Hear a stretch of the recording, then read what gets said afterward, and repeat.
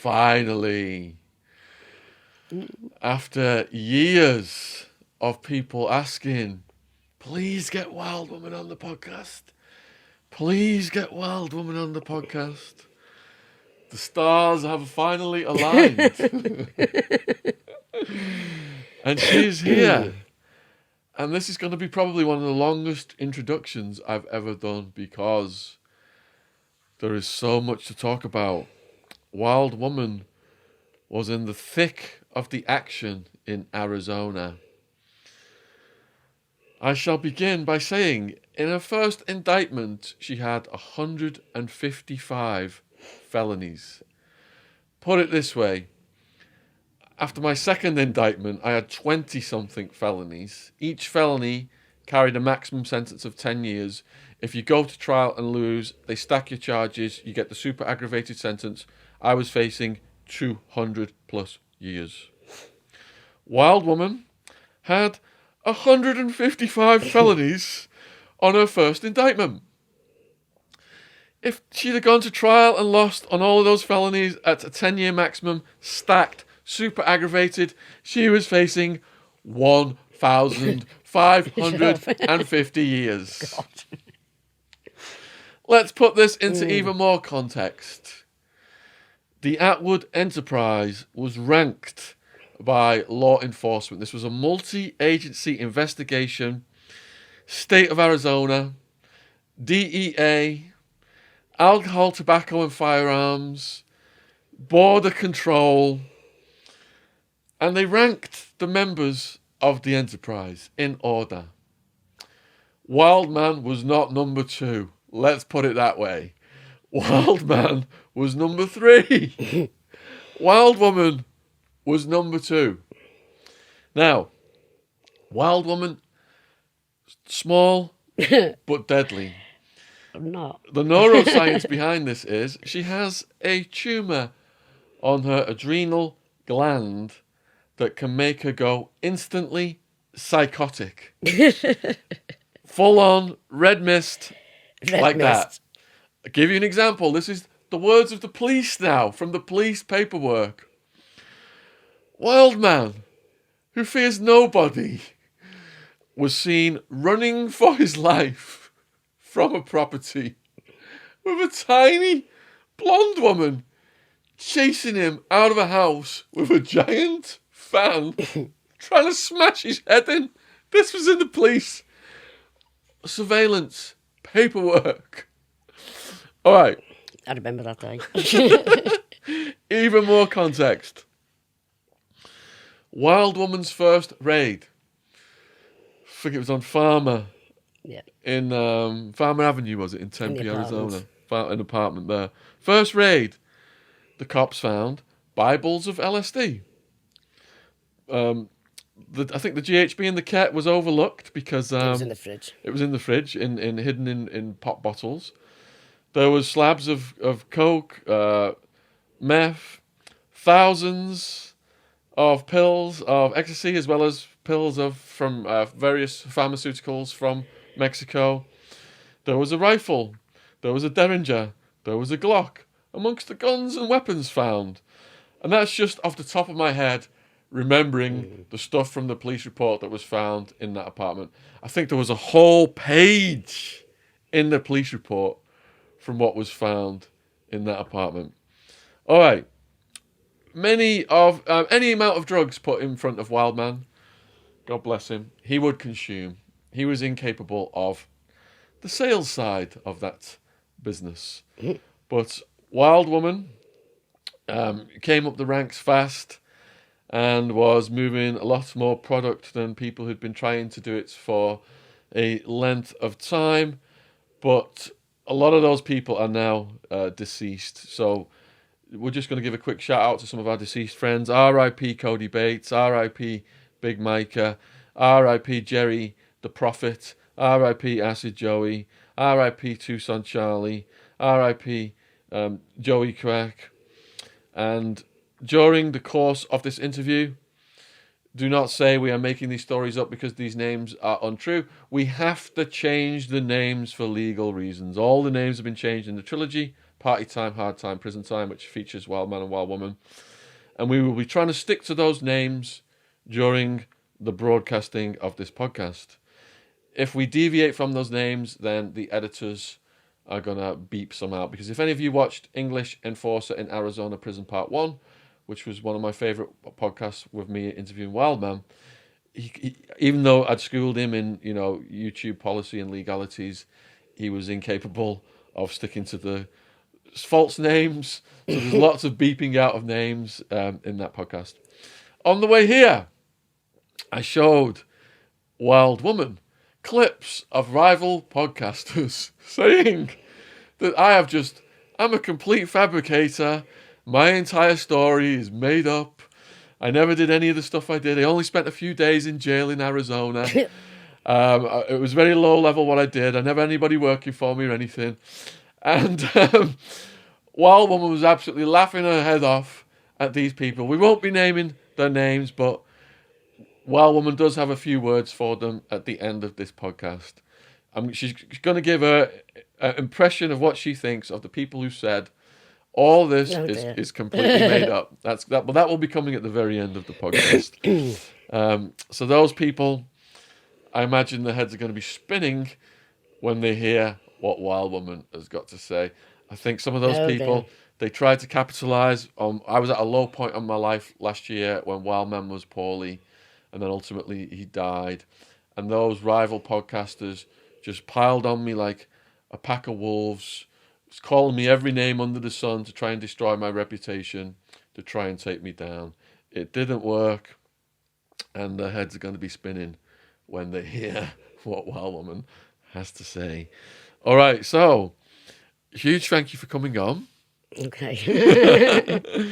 And I think I'd like to start with the story of not where you got firebombed by a crew.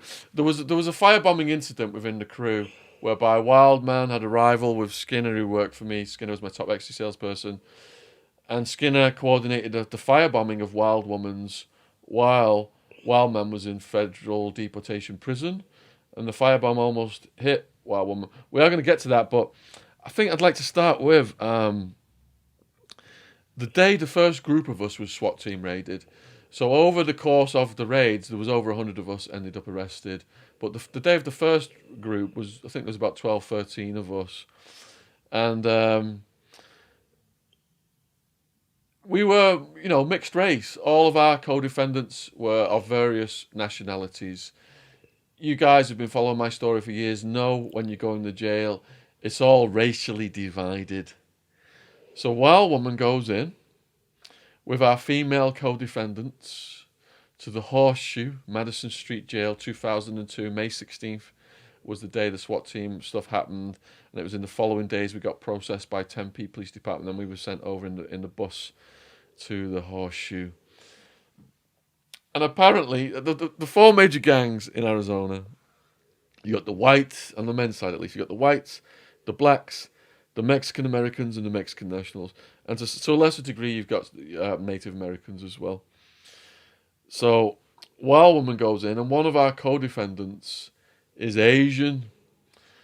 And then some of the big black prisoners homed in on her race and started to bully her. But I'll let you. We did actually interview that person, so her name's out there. It's Angel, and me and Wildman did interview Angel. She talked about the dealings with Sammy the Bull. People have called that into question as well. Wild Woman's got a few things to say on that. So if you want to watch our interview with Angel, I think it's something like her experience in Arizona jail. I think something like that. The title Angel. If you put that in the search box and on YouTube, it'll come up. I'll put it in the description box as well, because that was the first. Wildman and Angel are the other two co-defendants that we've interviewed. All right, so you guys go in the jail. Let's wind it back. Let's start with the day of your arrest. Oh God, which one? The day of the arrest. The arrest. The big one, yeah. I told you the night before that we were getting followed. Yes. And you told me that I just needed some sleep.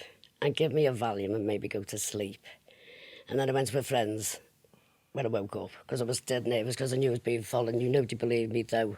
So when I come back the next morning, they just charged in the apartment, cuffed me, got me on the floor at first, hands behind my back, cuffed me and all that. I'm very nervous. I'm shaking. You're all right.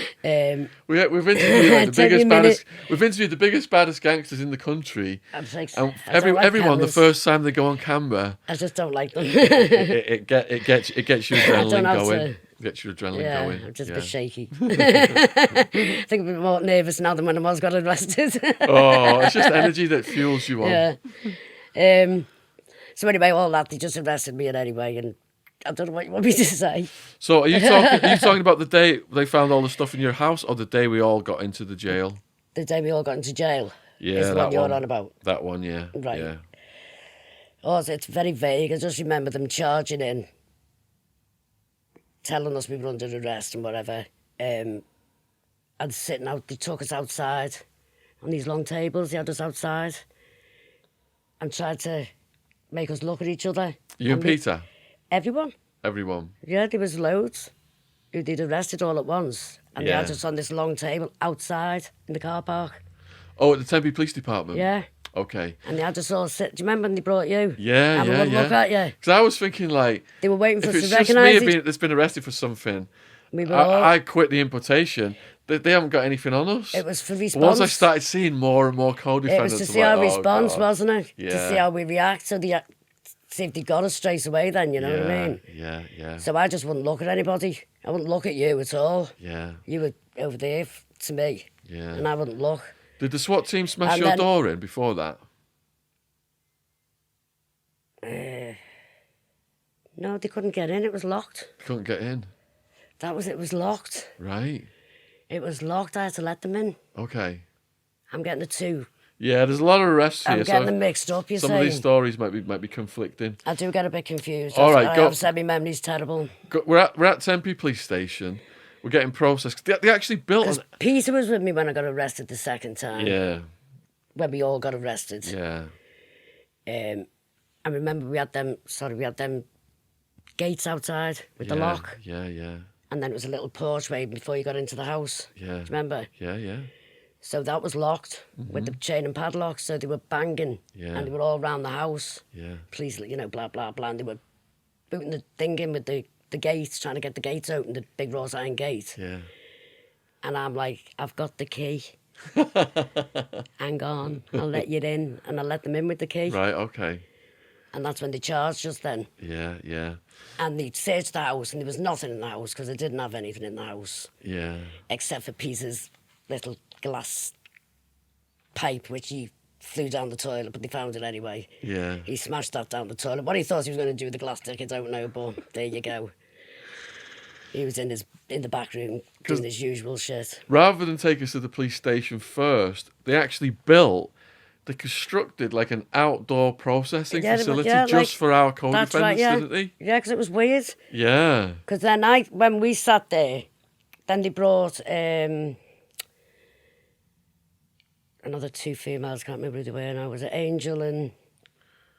I can't say names. Yeah, can I? let's there was, not there was say some the other. names. There was a few more. There was a You few have to be more. careful because of the names. Yeah, And then then they brought you, yeah, and then they took each one of us downstairs to a car yeah, and stood outside of a car underneath in the car park and asked us would we like to say anything away from the others. yeah, I'm like, no.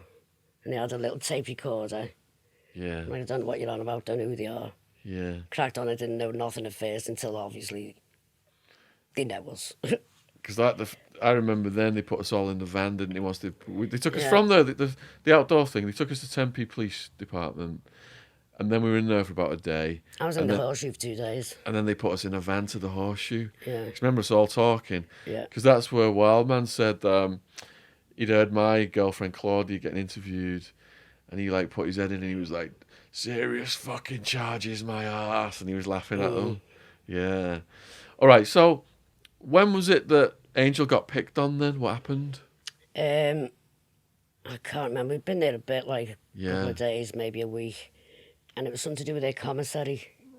Right. My commissary was going on airbox. Yeah. So they thought they were going to rinse her, thinking it was her commissary. They were gonna. That's how it come about. They were gonna bully her out They of her were inmate bullying her store. and telling they weren't giving her a straw. Yeah. I said, it ain't hers, bitch, it's mine. Yeah. And get off her, leave her alone, and sort of pass it down a little bit. So according to Angel, then one of them was headbutted and she went down. Yeah.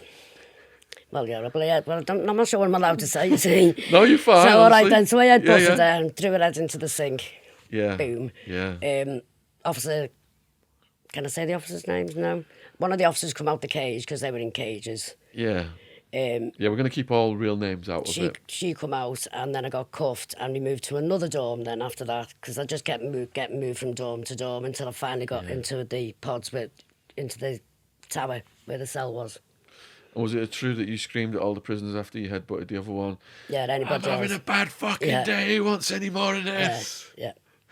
And did anyone step up? No. I told them, what are you going to do to me? Fuck all that hasn't already been done. Am I allowed to swear? Yeah, you can swear. Okay. All right, we started at 5 to it's 10 past. YouTube's rule is you can't swear in the first 5 minutes. Oh, sorry. No, you're fine. We're 15 minutes in. Oh, okay. Yeah. I've done 15 minutes while swearing. Haven't I done good? Yeah. Good God, I'm very proud. yeah. Pat myself on the back for that. All right, so you're in the jail and now in the beginning. They've told you facing a massive sentence. Yeah. So you don't give a shit now. You're just No. like, if anyone gives me any shit. I didn't give a shit. I had nothing to lose. Yeah. I had no visitation because my family couldn't come over from England. Yeah. So I never saw my kids or my family. I had no phone calls because, mine all went through the consulate. Yeah. I didn't have any money on my books because I refused to pay $30 a month rent. Yeah. So the minute somebody put money on my books, they'd take it off me for rent. Yeah. I'd face gets. Mm-hmm. So somebody put money on somebody's books for me. Yeah. It was. Yeah. On Angel's books. Yeah. And Angel put it on somebody's books. It was some way round where me and Angel got commissary on somebody else's books. Right. Because we didn't pay the rent. Right. I see. And they wouldn't give the commissary. That was it. Yeah. Yeah. All right, so that was your introduction to the jail, and we'll come back to some more jail and prison stories later on. Let's go back to the firebombing then. Mm. So, again, just the background on that one is, Skinner, he was like homeless when he was brought into the criminal enterprise, and he became the top-selling Ecstasy salesperson. So he was like my little brother. We were like really tight. We were always hanging out. We was always close at the parties and everything. But then when Wildman came over, because I was spending so much time with Wildman, Skinner got jealous.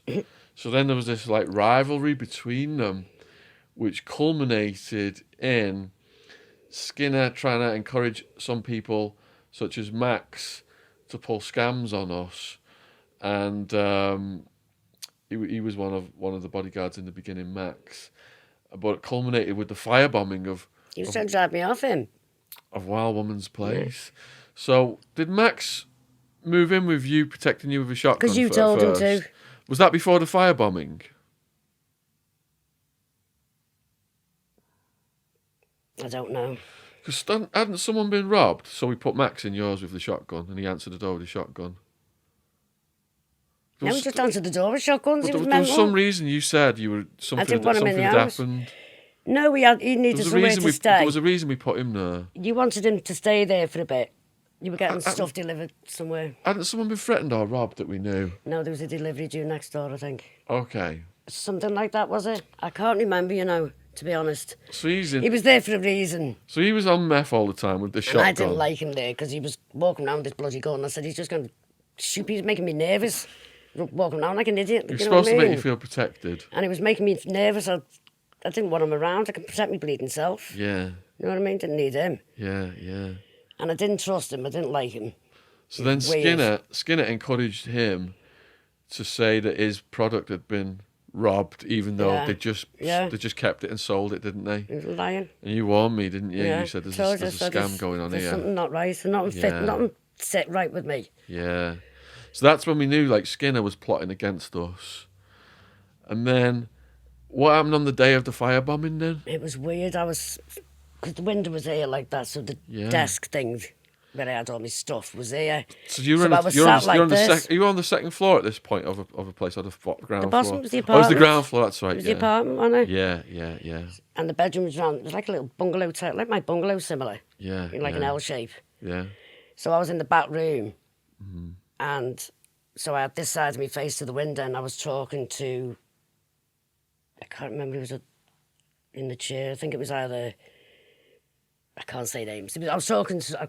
I can't think of the. Just say someone. Yeah. Yeah, there was somebody sat there, one of the lads. Yeah. And the next thing, it was so fast. It took the skin off my face. Remember? Yeah. It skimmed past my face. Yeah. And it just went up. Yeah. So everybody's running, and I'm running back in to get all the crap. I'm not leaving all that shit there, so I'm gathering all this stuff and putting it all in the bags. Yeah. And then that lad, one of the lads, I think it was Max, was trying to get me in the car. Come with us, and trying to cart me off somewhere. And I'm not getting in no car with you. I don't know you, and I don't trust you. And I ended up with. So what? Let me just explain what happened then. So Skinner had recruited a crew of gangsters from the south side to appear on the scene just after Wild Woman had been firebombed as rescuing Wild Woman. Yeah. They'd come to rescue her. Just appeared out of nowhere. But they wanted her to get in the car with all of her product No. and liquidate the product from her. So they're like, come on, get in. And these were serious people with weapons looking at Wild Woman, small blonde woman, thinking they could just do anything. And what was your response to them? Fuck off. I'm not getting in your car. I don't trust you, and I'm not taking anything with you two. And what's her name? I heard from other people like you were a bit more ferocious in your response. Well, I was, yeah. And you were like, "What do I look like, chop fucking? Yeah, you think I'm like fucking stupid?" I did go off, it went off my head, like, because I didn't trust him, and I did go loopy, like. Yeah. And then I thought, is it just me being paranoid, thinking the worst of everything? So no, I always go by my gut feelings, and if I had a gut feeling, I didn't. Yeah. And I give the stuff it was trusted to one of the girls. Yeah. She lived in the apartments down the road. Was that the witchy lady? No, she was the one who drove me round. Okay. The witchy lady. Okay. Followed the other one. Yeah. Because we separated into two cars. Yeah. To see which one they were after. Yeah. So that's how Wild Woman avoided getting jacked by Skinner after I'd been jacked. But what had happened was, you know... We saved all the stuff, though. Yeah, totally. People try and take advantage when they think Wildman is can't do any reprisals, because at that point in time, I mean, I've already said Wildman had been deported 3 or 4 times over the course of his stay in Arizona. He was deemed a menace to society. I think that was like his 3rd or 4th deportation, and 3rd, I think that was. 3rd one was it. So he was in a federal deportation camp. And because it was like his 3rd one, they were holding him longer and longer each time he was getting deported. I think he'd been in there for what was it, like 9 months or something? Been there a while. And what was he saying then on the phone from the federal deportation camp after you told him that you'd been firebombed? Well, he knew who it was straight off the top, didn't he? He said it was Skinner.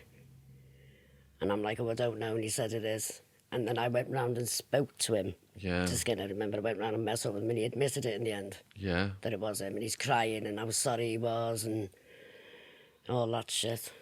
And what did Wildman say he was going to do to Skinner? He was going to skin Skinner alive. Yeah. So I then got a lot of... So he was terrified to piece of him. Yeah.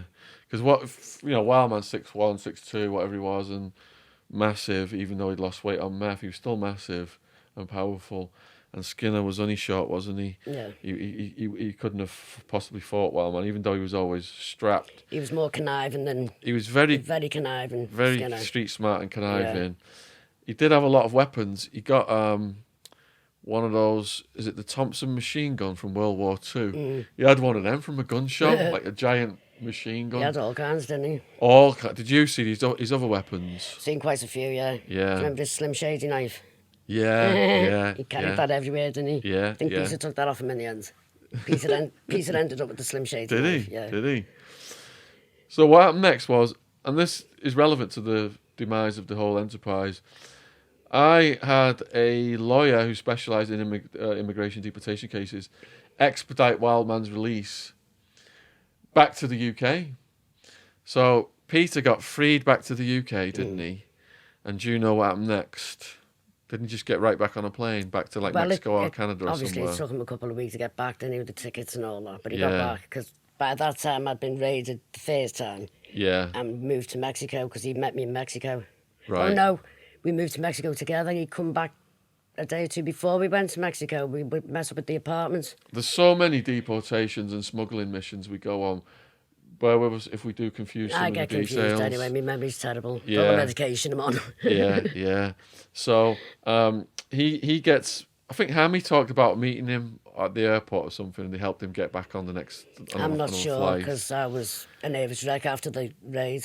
So Wildman said Wildman said he's coming right back specifically to murder Skinner. And he wouldn't go. He'd come back from Mexico a few times on his own to Arizona. He sneaked back over a few times. Oh, after you guys were so hot, you ended up. We ended up in Mexico. We're gonna get to the Mexico but he went stuff. Back, to do with Skinner, he went back a few times. To try and get him. All right, so he never did. Wildman comes back. However he comes back. Let's forget however he comes back. Whatever method it was. What was it like when he came back? On that occasion, what was he like? He was like a nut. He wasn't interested that he hadn't seen me or anybody for 9 months. He was just on a mission to go and get that sorted because he nearly killed me with the bomb. Yeah. More than anything, it was because, besides being loyal to for you, but it was because of what he'd done to me. Yeah. And in Peter's eyes, it was a piss take that he tried to take advantage of me being on my own. Yeah. Thinking I was this little weak woman. Yeah. And what was his drug intake at that moment? Ridiculous. Could you describe the quantity and what he was doing? I couldn't even say how much. I had to hide it and keep stuff away from him and hide money. Are you talking just crystal meth here? Everything. Everything. When we were in Mexico, we sold a passport of one of my family members for crack. Wow. Yeah. So is he staying awake for days on end, planning to do something to Skinner at this point? Yeah. Hiding in bushes and acting like a lunatic. Remember, we had to go and find him at one point. Yeah. He got lost. So when we found out then that he expressed his desire to hurt Skinner, we immediately said to him, of course, we do not murder people. No. This is ridiculous. You're just being, crazy on drugs. Just off his head. You cannot possibly do this. And it led up to the point where we had to move him. Both you guys ended up in Mexico. But before we get there, we had a co-defendant called Joey Crack. God bless him. Joey Crack, he's dead now. He was the funniest storyteller ever.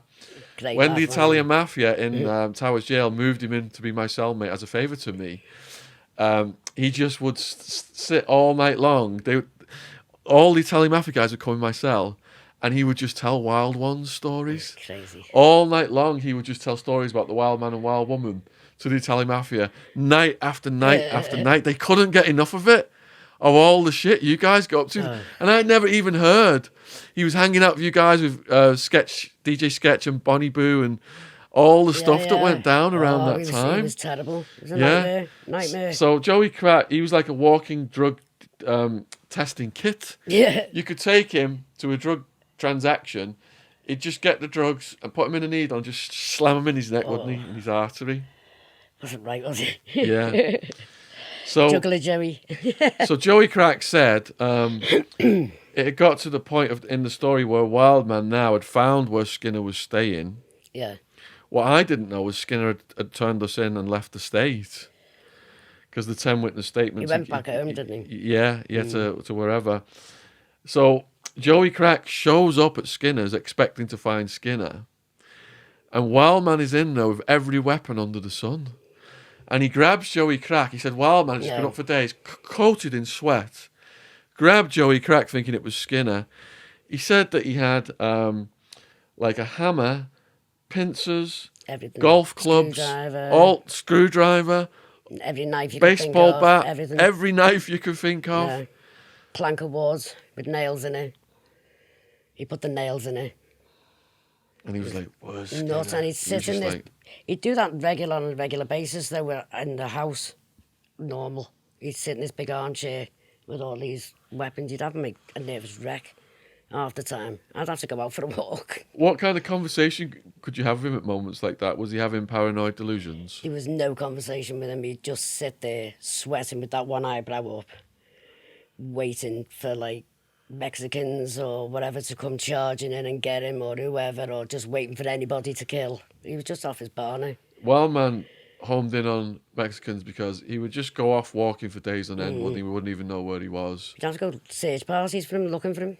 And he'd come back with his shoes all, his feet all blistered and everything. Burned to a crisp. He got so dehydrated walking around on crystal meth for days on end under the sun. He ended up hospitalised a few times as well. But he got really paranoid, didn't he, about the Mexicans because when he was walking around, they would appear in the morning, the Mexicans, wouldn't they? And why was it that they were appearing? The Mexicans... Well, they come out, and they don't come out in the heat. They do all the manual labour in the morning, don't they? You don't see anybody in Arizona in the afternoon. You don't see a soul because it's so too hot. So they're coming out at dusk, before dusk, and you see him like waiting to go to work.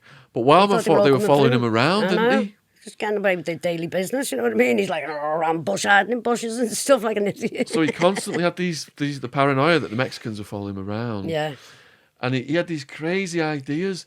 On one occasion, Wildman was making love to Wild Woman. Oh my God. And he just grabs a huge Rambo knife and starts stabbing the mattress in between Wild Woman's legs. Thought there was somebody under the bed. Was on the floor though. It wasn't even on legs. There was no gap under the bed for anybody to get under the bed. He thought Common sense. there was Mexicans It was crazy. under the mattress Messing with me. messing with Wild Woman's bum. Yeah. Tickling me bum and stuff. They weren't the word to use, like. He didn't say they're tickling your bum. That's how he's saying he got when he was up for days and days. He had me a nervous wreck. In the end, I couldn't do it anymore. Yeah. I had to make a break from him because it got too much. It was too violent. Yeah. I mean, I give as good as I get, but I'm like I said, I'm only little. I'm only 4'8", and he's a big man, like. But yeah. I did knock him out a couple of times. So it was one with a kitchen chair. Oh yeah, I forgot to say in the introduction, Wild Woman is quite handy with a chair. Yeah. It was Wild Man's name came about. We explained that one in the interview we did with Hammy and his mates. It was from his uncle Bob. But in Widnes, our hometown, Wild Woman had at around the same time earned her own name as the Wild Woman of Widnes. Wild Woman of Bonio, they call me. Took a whole family out with a bar stool in a pub. Yeah. But the family had been picking on someone, hadn't they? Yeah, well, it was like we were out as a family group. Yeah. And this other family were out, and they were just picking on somebody and trying to cause a fight. Yeah. With this other female on my side. Yeah. I was dancing, looked over, seen him grabbing her hair, so stormed over and filled him in. Yeah. With a bar stool. That was the husband who put the bar stool on, broke his ribs. Yeah. And the woman thought she could take her watch off and say, "Mind me watch." Big mistake. She come into court in a wheelchair. I was a bit mad, you see. I lost my temper a little bit. Tiny but deadly. But it wasn't just me, like, we were all having a scrap, like, Yeah, this is what I got done for. But there was the four of us. There was me, my ex-husband, and another couple. Yeah. Who was out enjoying ourselves until this other family decided to have a go. There's just so many shit stirrers and troublemakers in the world, isn't that's the thing. And also, it stemmed down to something really stupid. We were admiring the young girl's dress, and we said, in their dress, lovely, not a lovely dress, and they thought that the other girl I was with was calling her names and decided to go over and start a fight over something stupid. Yeah, yeah. So they started it and we finished it. Yeah, yeah, of course. I got bound over to keep the peace for 3 years. I got so many community hours and a fine. When it comes to you and Peter, every now and then, people who didn't know you would ever try something or just say the wrong thing, and they just didn't know who they were messing with. And the funny thing is, I'm the happiest go person that you can come across. I'm quite easygoing until riled. I know. You know, I'm dead easygoing. I'm a laugh. The atmosphere in Wild Woman's house was so, like, zen and rave music and peaceful and ecstasy vibes that DJ Kyoki... KKK. if you've seen the movie Party Monster, he was in that, and he's got a big name in America. DJ Kyoki became my great friend out there. He abandoned his tour. His tour manager You're supposed to go and do had warned his staff, don't let him leave this gig with English Sean. And DJ Kyoki snuck away from his tour to come and play records in my kitchen. in Wild Woman's kitchen. And how many days later was he still playing records? 4 days later, was it? He abandoned his tour. Yeah, for about 4 days he was stuck in there for. He just He just absolutely loved it. The vibe we created. It was, we've talked about a lot of hard-hitting stuff so far in this podcast, but on the whole, everyone was smiling, dancing, massaging each other, Vicks inhalers, just having a good old time. And all the women knew, nothing bad Vicks inhalers, you just reminded me. Go on. Vicks inhalers. Yeah. Somebody coming at me with a Vicks inhaler and the head buzzing, what are you doing? Do this. Why would I want to stick a Vicks up my nose? Describe what it feels when you're on Ecstasy to have a Vicks up your nose. I don't know, I didn't do it. Oh, you never did it? No. I thought they were puddled. I thought, what the hell are you doing? Crazy cow, like sticking a Vicks thing up my nose. Doing the massage. No, thank you. That reminds me of G-Dog, who was, I was nuts. G-Dog was very solid, wasn't he? He had our back. His was the brother, he was the New Mexican Mafia. Yeah. He was sounding. Yeah. G-Dog was in and out of prison over the years. And were you there when we took G-Dog to a rave at the Ice House for the very first time? He'd never been to a rave. So because he's like, he's always protected me. He, all these people ran to us to give us hugs. Yeah. And he's like, he got in the way, right? He jumps up right away. He thought like we were going to get attacked or something. He was lovely. He was so alert, and he'd just come out of jail, so he was on hyper vigilant because of the jail. He was very loyal to you, him. G-Dog, oh my goodness! Out of all of the people that we were close to, he's at the top, isn't he? With the top of those people, definitely protected us. There was only a couple I'd trust my son to. Yeah. And he was one of them. Yeah. And he was another one. I trusted me, son. Just don't say any second names. No, I won't. No second names. And it's just such a solid guy. He was. Some of these rival podcasters have said I've made all this up about our connections to the mafia and Sammy the Bull. This is all fictitious. How heavy was it at the peak of it with mafia stuff going on? It was very heavy at the peak. Very heavy. A bit scary sometimes as well, because you were waiting for something to pop off. You knew there was something going to pop off. You just knew there was something. Yeah. And I remember that night in the club, and I'm saying to you, we need to get out of here. Oh, this is a good story, because this was confirmed by Sammy the Bull's son to me years later in prison. Off his head. So run down. Where were we that night? Was it the Crowbar or something? This is an armed crew coming to kidnap us and take us out to the desert, headed by Gerard Gravano, Sammy the Bull. Was it the Crowbar? We were at the Crowbar, gay bar, Phoenix, Arizona. Yeah. Just having a buzz, weren't we, on GHB and the minute Ecstasy. we walked in the club, there was a bit of an atmosphere which you never found in the Crowbar. It was always a great atmosphere the minute you walked. There was just a weird atmosphere, and I thought maybe it was just me acting a bit weird. Pete was a bit off his head at the time. You were all smileys, was all just enjoying the night. And as we're walking through, I'm just eyeballs, and there was like people scattered that I noticed that just kept watching us. And I thought, I'm getting a bit paranoid again here. So when we went outside, we were outside on the balcony a bit, weren't we? And I said to you, I'm not comfortable here at all. I feel like there's something going to happen. And you were sat up on a stool, and there was all the people around you, and then you started looking round. People watching us, weren't they? You just went from like this gay bar atmosphere to high noon. I want to go. It was like high noon. Yeah. Yeah. I just didn't feel easy, and when I had that gut feeling, I just had to go. Sharp up, let's go. Yeah. And I'm glad we did. I'm glad you listened to me, actually, to be honest. So we took off, and armed crew arrived just after we'd left. And they were going to attempt to do some dangerous things to us. And Gerard Gravano told me years later what had happened was a striptease dancer in the crowbar had seen Let us, them know. identified us, and called it in. They were like the English at the crowbar. So they got all their weapons, got in the car, and headed right there. So that was when both of those worlds almost collided. Yeah. Yeah. Yeah, I remember that night. Yeah. Very So unnerving it was, the whole atmosphere. It was weird. It was just Yeah. weird how I picked it up the minute I walked in. It was just strange. yeah, Because it was a place we went quite a lot, the Crowbar. yeah, We've been there quite a few times, so it was like, you just sort of know the people who go there, your regulars, you know people, don't you? Yeah. And there was just a few people around that just didn't look right. They stood out like a sore thumb. yeah, yeah.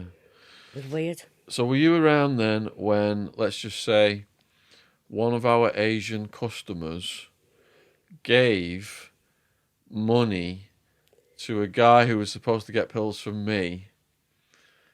Handsome young fella was supposed to get pills from me, but he went and he was double. He was like a double agent. He was getting stuff from me, but also getting stuff from Sammy the Bull's people. And he took that money from our Asian customer, who was a friend of my gay friend who used to massage my head. Yeah. He took that money, bought from one of Sammy the Bull's crew people. I should call it the Gravano Enterprise. Sammy the Bull wasn't out No. distributing or anything like that. The documentary that's just come out, how he busted the bull, it's explained that there was a call whereby Gerard Gravano asked his dad for some money in the middle of the night. He said, I need money for gas. That was the code word they used. I think it was like 60, 70,000. And the dad authorised it. So that was the extent from the evidence of the dad's involvement in the exchange. I just want to make that clear, because when the dad is asked about his involvement, he denies it. It's the old school mafia code is, you don't get involved in drugs, blah, blah, blah. And even at the end of the documentary that's been put out by Nat Geo, which features my Ecstasy organisation versus the Gravano organisation, there's a cop, one of the cops who was on the case, and he says if Sammy the Bull Gravano was in this room right now, he would swear blind he had nothing to do with the Ecstasy trafficking operation. It's like, what's it called, when you can't reconcile it in your own head, your own involvement. But under conspiracy laws, if you put money in, bam, you're in there. And he was a big name. They went after him. They put him at the head of the ring to make the headlines, and that was his involvement. So that ring was actually on the street level, was being run by his son, Gerard Gravano, and a guy called Papa. And Papa eventually, according to the documentary, went in witness protection and testified against the Gravano family himself, which I think all 57 co-defendants ended up cooperating with the authorities on that case. So, just to clarify that, because people have said, we're making this up about Sammy the Bull, but Sammy the Bull likes to keep himself distanced from what was happening with this Ecstasy operation. His thing was a financial investment. But as for the people on the streets that were working for him, what was that like? With what did they look like? The guys that were working for him, how were they behaving? What threats were going back and forth with the people who were working for us? The threats that they were doing to you were all underhanded and very quietly done, I think. Yeah. They were sneakily done, like, where they didn't come up and say, we're going to do that. It wasn't that kind of threat. It's more underhanded and behind it. You know what I mean, don't you? It's like, it's coming. Yeah, yeah. And then it was like, it was if though they thought you were stepping on their toes and taking their business. Yeah. They didn't like the thought that you were taking over their ecstasy business, but... Yeah. Oh well. Well, what the thing was, we were there for years before them. Yeah. They were the ones. And they were nowhere near Arizona, though, were they? Weren't they somewhere else? They were based in Tempe. Oh, were they? Yeah, because one of our. I always thought they were based somewhere else. No. That's how I knew. Well, it is. Here's what happened. My wife brokered a meeting through one of her lesbian lovers, was dating one of those guys. All right. And I ended up meeting them in Tucson. And I know you mess up with them, but I thought they'd come from out of town. that's when they started saying, because I wouldn't, I said, I don't want your coloured pills. We've got nice presses from Holland. Plain pills, white, beige. I remember all that, but I thought they come from out of town. And they started saying to me, who are you disrespecting our pills? One call to Sammy the Bull and we can have you taken out to the desert. That was the first time I heard the Sammy the Bull name, because they were all throwing it out there. But as it heated up with Sammy the Bull, Skinner's teeth got knocked out, etc. There was a female that you knew, and we're not going to say her name, that had infiltrated Sammy the Bull's house, and she was going their barbecues, and she said they were all, New York Italian in the tracksuits, shell suits, having these barbecues, all these macho guys, steroid head jock characters that were in there. So we knew exactly where they were living and everything. Right. We did some drive-throughs. I thought they were out of town. Even the Gotti crew were in town the day of Sammy the Bull's arrest in Tempe, about to assassinate him. So they saved his life by arresting him. Yeah. Bloody hell. Yeah. Didn't know that. But his ecstasy ring was sending ecstasy in the neighbouring states. Yeah. But he just sat at home, Sammy. Well, yeah. It was Papa and Gerard who were out on the streets. Yeah. I thought he was out of town, Sammy the Bull, for some reason. No. All right. Because his daughter lived in Arizona, didn't she? They all lived together. Did they? Yeah. I knew she was there. See, he wasn't. He was saying that he was Jimmy Moran. He wasn't saying he was Sammy the Bull. He was saying he was Jimmy Moran. He was in the construction business. Yeah, but I still thought he was out of town. I don't know why. Probably because he was just laying low as Jimmy Moran. Yeah. No one knew Weird, where he was. No one really knew where he was in the beginning. Yeah. All right. So what we're going to do now is we're going to go back to your first raid. Not the SWAT team raid whereby we all end up in the van together. We're going to go back. The first one was the SWAT team as well. All right, we're going to do that one because we want to let the viewers know why you guys got so hot. We had to move you to Mexico. Yeah. All right, so what was the build-up to the raid where they found all those drugs and guns? Right, Pete had been deported, or was getting deported. Again. So he got arrested and they've run his name and they've been asking me for my passport and I'm like, because I shouldn't have been there. I was illegal in the country. So I told my passport was in my suitcase at the apartment where I was staying. So they let me go and they carted him off. You go, do you know where you are? Do you know how to get back? And I'm, and all that. So gets back to the apartment and then you comes and says he's been arrested, he's getting deported. Candy Huff on his driver's license. Yeah. Girl's name, Candy Huff on his driving license. Fake driver's license with a girl's name on it. Yeah, I forgot about that. Yeah, Candy. I'm talking. Why are you doing this, Candy Huff? Yeah. Yeah. And then you told me you give me some pills and said I had to sell them because we had to try and get him a lawyer. Yeah. And that's how I started selling the pills. Yeah. That's how it all started for me. Right.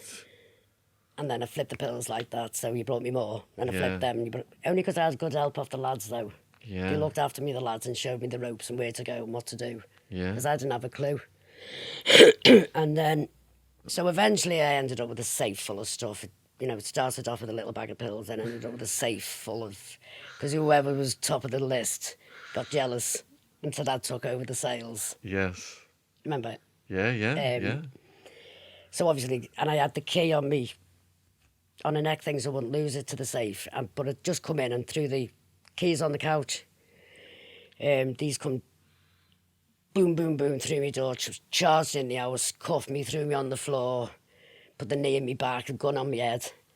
Told me they were going to shoot me if I moved, to shut up, say nothing. And then they're asking me questions, and they said, well, you're telling me to shut up, do you want me to answer you or not? I said, you can't have my arm behind my back because I've got damaged rotator cuff. So they had to bring my arm back out and stand me up. And they're screaming at me, what's in the safe? I said, I don't know, it's not mine. I'm just here because part of it was true. My boyfriend's getting deported and I've been left here, so a friend's let me stay here until I get sorted out and get a ticket home and stuff and get found out what's happening. I'm just stuck at the minute. So that story seems to have laid with them. They seem to accept that. But they were demanding keys to the safe, which was on the couch looking at them all the time. And I just kept saying, I don't know whose safe it is. It must be whoever's flat it is. I'm just staying here. I don't know who it belongs to. It's not mine, blah, blah, blah. So they smashed that up with a bloody axe while the keys sitting there looking at him. Thank God, because it had my front door key on with it as well, like, so it'd have been done then. So then they cuffed me and put me outside, and then they bring this Bible, this big thing of LSD, and they're like, what is this? And I'm like, I don't know what that is. Pretended I didn't have a clue what it was. I said, I've never seen it in my life, don't know what it is, doesn't belong to me.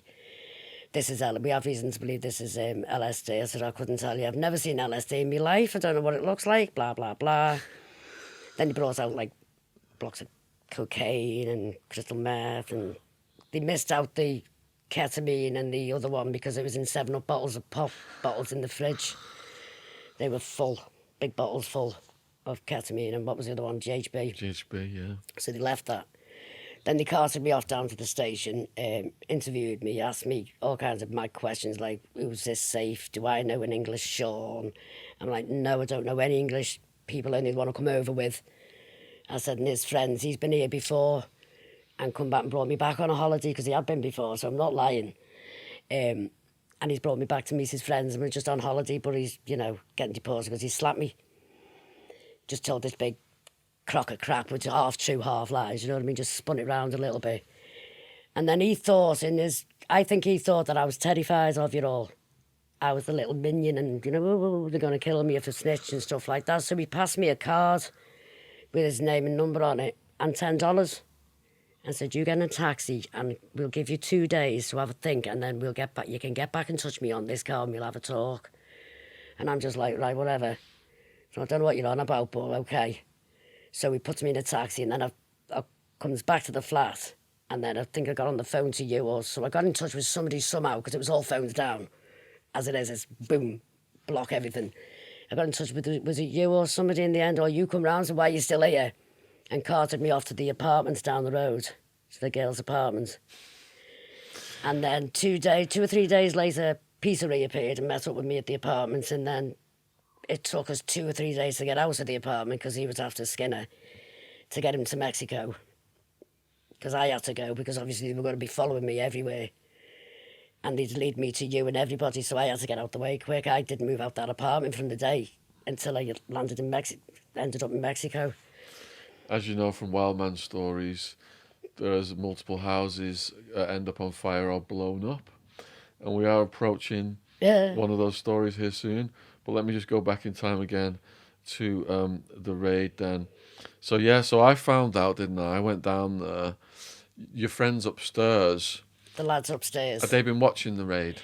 Well, they were blind twitching. I'm cuffed on a bench outside the apartments, and they're in the apartments above, and I could try and... You know when somebody's getting your attention, you're trying your best not to look, but you keep glancing, and you don't want to look, but you can't help yourself. Yeah. So I was doing that, and I kept going like that, and thinking, if they see me looking up there, they're going to go up and raid them. Yeah. And they're going to connect us. And I don't want the lads getting in trouble, because he looked after me. They were good lads, you know what I mean? Yeah, yeah. Loved the bones of them all. And so I was terrified of them getting caught. So I'm like, when they went back inside and they're coming out with the stuff and the LSD, I nearly said his name then. One of the lads was like this, and he's going, and I'm like, oh, please stop looking at me. I'm going, I don't know what it is. I haven't got a clue.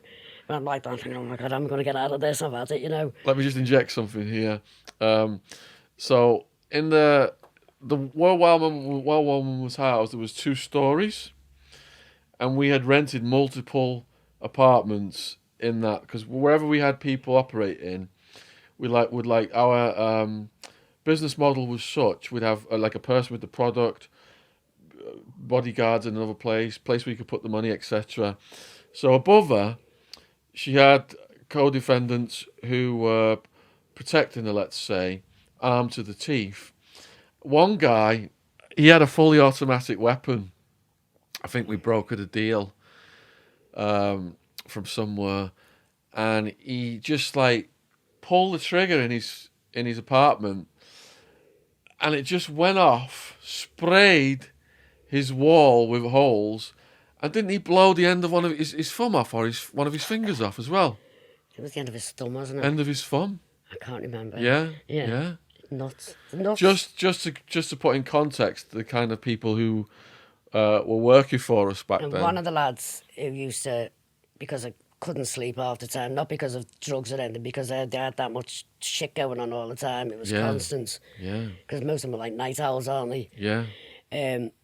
that one of them would make me go to bed and go to sleep. He said, and he'd sit in a chair with his gun and he wouldn't move from my side. Yeah. He'd just sit there until I slept Yeah. and make sure I had a few hours. And that was Andy. Yeah. He looked after me, Andy. Yeah. I trust Andy with my life. Out of all of them. Yeah, definitely. Yeah. He was solid as fuck. Yeah. All right, so they're blind twitching at you. Yeah. You've got your handcuffs on, and They're coming out with the the police are Bible. sweating you. Yeah. And but they let you go, didn't they? With Well, the they took me to... They wanted to follow you basically and see what They you let did. me go to see... Yeah, basically, we're not soft, you know, I'm not stupid. Yeah. So I knew the minute they gave me the card, what they were planning. I thought, if I don't phone them, they're just going to follow me and lead me to you or whoever anyway. Or they'll get you coming to me, one way or the other. So that's when I went into hiding in that apartment for a couple of days and then off to Mexico. Yeah. Because otherwise, it'd have been a done deal then. So there was a shipment arriving as well. It had arrived. It was next door. So I said we had multiple apartments. There was a shipment of ecstasy, thousands of ecstasy, on a doorstep. And I'm thinking, all right. 2 days it was on that doorstep. I ended up taking it in myself and putting it in next door because nobody take it in, nobody move it, nobody touch it. Because Big Micah grabbed one of them. There was another one came. Yeah, they were terrified they wouldn't touch it. Another I'm like, one just came. get it in. Another one came as well, and Big Micah showed up on his motorbike. Yeah. I think this was when he was in Mexico. Yeah, he took the other one. And I had to meet him in a car park. These were the sketchiest. There was four boxes there was. Yeah. All together. And didn't you guys say the neighbours were starting to look at it like, wonder what's in that kind of thing or something?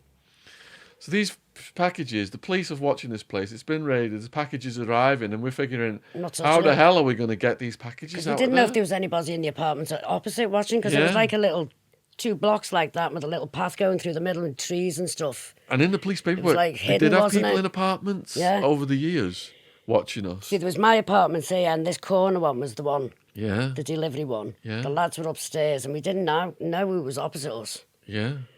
And there was always somebody twitching on that end one, do you remember? Yeah.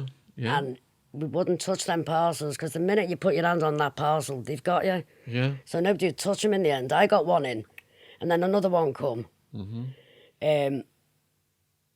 Oh no, I didn't get that one. It was another delivery I got in. Micah got one of them. Yeah, Mike got that one in. It was the first delivery I got in, because I took him in the empty apartment next door. So Micah died. He ended up in prison after our gone. case. This was in more recent years. And it was a drug offence. I think he transported meth out of state to another state. He ended up in this other state's prison. And my understanding is he had a mole that changed colour. And they're so tight on giving you medical treatment in jail, they wouldn't treat it. And he got cancer throughout his body and died. I know, terrible. So sad, isn't it? Yeah, he's a lovely fella, man. Absolutely lovely. Had our back through some major situations. Very handsome. Really big Very guy, handsome boy, with a husky voice. And so sad. So, R.I.P. Big Micah. Yeah, it's sad for the way a few of them have gone, to be honest. I mean, who was it? Which one with his the next head one on the fireplace? The guy who took you to Mexico in the beginning was Cody Bates. And Cody Bates, he was the one who was like, he never took drugs. He always looked out for if anyone had done too much drugs. He looked out for Cody them. Makes me sad. He made sure everybody was safe all the time, everywhere we did, anything we did. And after, like a prep boy, like a school prep. Which made him good at smuggling drugs because he just looked like a preppy person. So when I met him, he was suicidal. But he said working with us and, having a house and doing all this stuff put meaning into his life. But when we all got arrested, after not doing drugs for all those years, he went straight to heroin. It's mad, that, isn't it? I can't believe he went on heroin. And he got put in a Scientology rehab by his parents. He never even smoked weed. He never done anything, did he? Never. And in the Scientology rehab, they put him on a drug that had a side effect of suicidal thoughts, and he killed himself. I think he hung himself. That's shocking. And if people want to check that case out, his family were awarded 6 figures. And if you Google Courtney Bates, suicide, Scientology rehab. Sad. I think if it's still online, it should come up. Yeah. So all these stories are and these Scientology people are probably giving these drugs out to everybody, these tablets to all kinds of people who can affect. So all these stories are very real. They're very real. I wish they weren't, some of them. So what was it like then, the day I tried to tell you guys you need to go to Mexico? Was there some resistance from the wild ones? At first there was. I didn't want to go anywhere, especially to Mexico. But it was a case of having to. And I knew you were only up the road, really.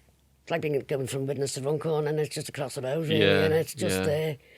So it wasn't like I was going miles away, but the thought of being on my own with Peter in Mexico was a nightmare, an absolute nightmare. We went there 2 days and he set the house on fire.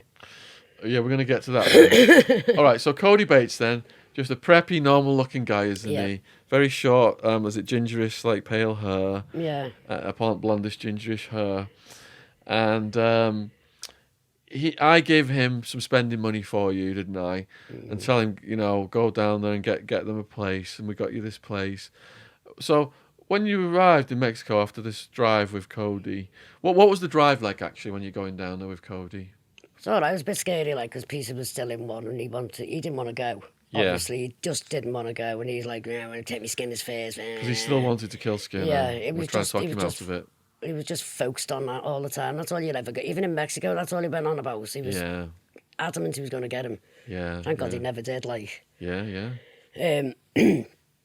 So I can't really remember most of it. It was just it's a blur, a lot of it, because it happened so fast within days of having to go, and Peter coming home, coming back, and him off his Barney, straight on this crap again, you know what I mean? Getting Yeah. off it. It was just straight on it again. It was terrible. So you arrive at this nice house. What did the house look like? It was a lovely little house. It was just up on a little hill. It was like a little, it was on the Doonbug somewhere, like on the beach. Yeah. It was a lovely little place, and we weren't there long. We'd gone down to this little local bar at the bottom of the hill by the beach, so we went down there for a little drink, Yeah. had a couple of drinks, just quiet, normal night, as normal can be for me and him. Went back to the house, and he just starts, blah, blah, blah. I seen you looking at them over there. You were after that fella over there, and started the usual shite. So I just told him to shut up, and he was a dickhead, and we ended up scrapping. He ended up running at me, so I boosted out and boosted the coffee table, which slid across the floor and hit the gas pipe, and the gas pipe went poof, and the whole floor went blue. I lifted my legs up because I saw the poof. We're still scrapping going out the door because I'm trying to get him out because the house is going on fire, and he just still wanted to fight. Hadn't a cigarette been lit at some point? We were smoking. Having a fag break in between the fight. So when you hear about stories of them hitting each I other, just stopped for a fag. the wild ones did have a relationship that was very volatile and Very. violent, and they always got back together. Even though I would take you to the side when I said, "You guys, I stayed away. yeah, I stayed away. yeah." He wouldn't stay away because he knew I had the crap. So, Wild Woman was trusted to hold on to the stuff because Wildman would just consume any amount you put in front of him. All of it. So you guys then you just get out the house in time, Yeah, only just. And the fire engine's coming, obviously. and all the then windows go and everything. the whole house went off. The whole house just bam, Gutted. like But they're not made of much, are they? yeah. Like little shacks, aren't they, really? So Peter described quite a comical story of the fire engine, I can't remember now. You have to like jog something it, from you have to- like something from Bill and Ben. Yeah. Yeah, The dead old one, yeah, the Yeah, old dead. yeah, But it's an yeah. old little place where we was it Los Conchas? No.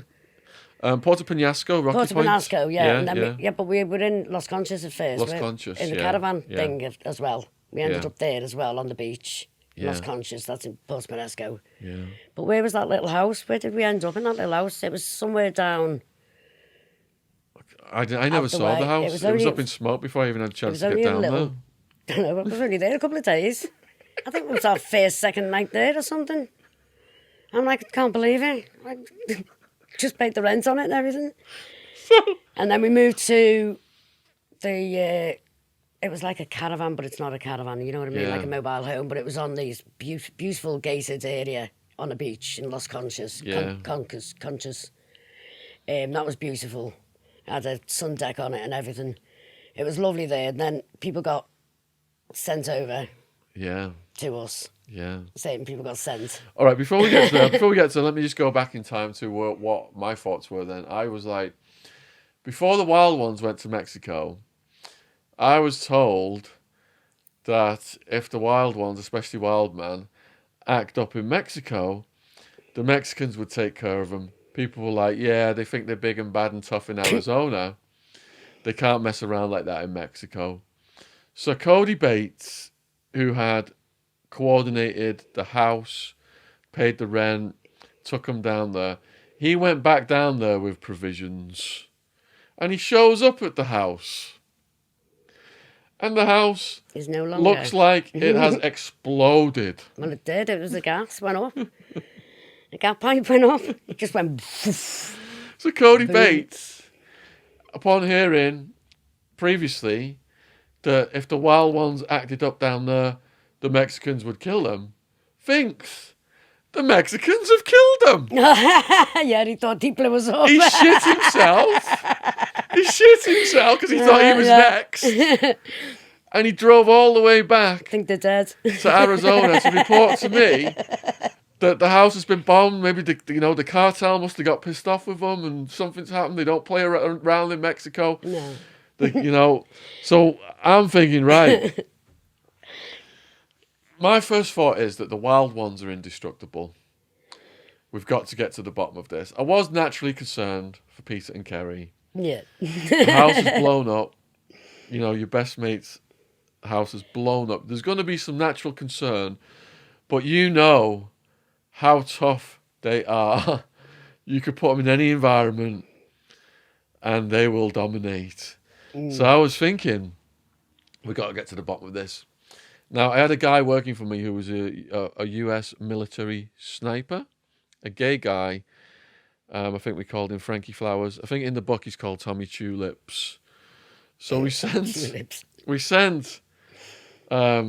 Tulips down to Puerto Penasco because he was someone who spoke multiple languages, including Spanish. So Tulips goes down to Puerto Penasco, and he was a very smiley guy, and he's very mild-mannered, and he could talk to people.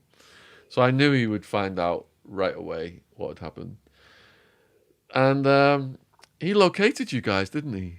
Where did he find us? Was we in a hotel or had we re-rented somewhere by then? I can't remember, The local people told him what had happened about the accident, the fire. Did we stay with And I somebody? think he located you guys, and he came back and he told me the whole story of the fight and the cigarette and the house blowing up like out of a movie scene. It did go off like. Yeah. It was weird. It was like slow motion. I saw the blue flame go because it's all tiled floors, aren't they? Yeah. So it was just like this ceramic tile floor, and I just saw the blue flame go. Yeah. And it just went like that, and the next minute we were still, hey, you dickhead, what are you doing? Like something off the Goonies or something, you know what I mean? Yeah. And then he dragged me out, but he cracked me ribs, dragging me out. Yeah.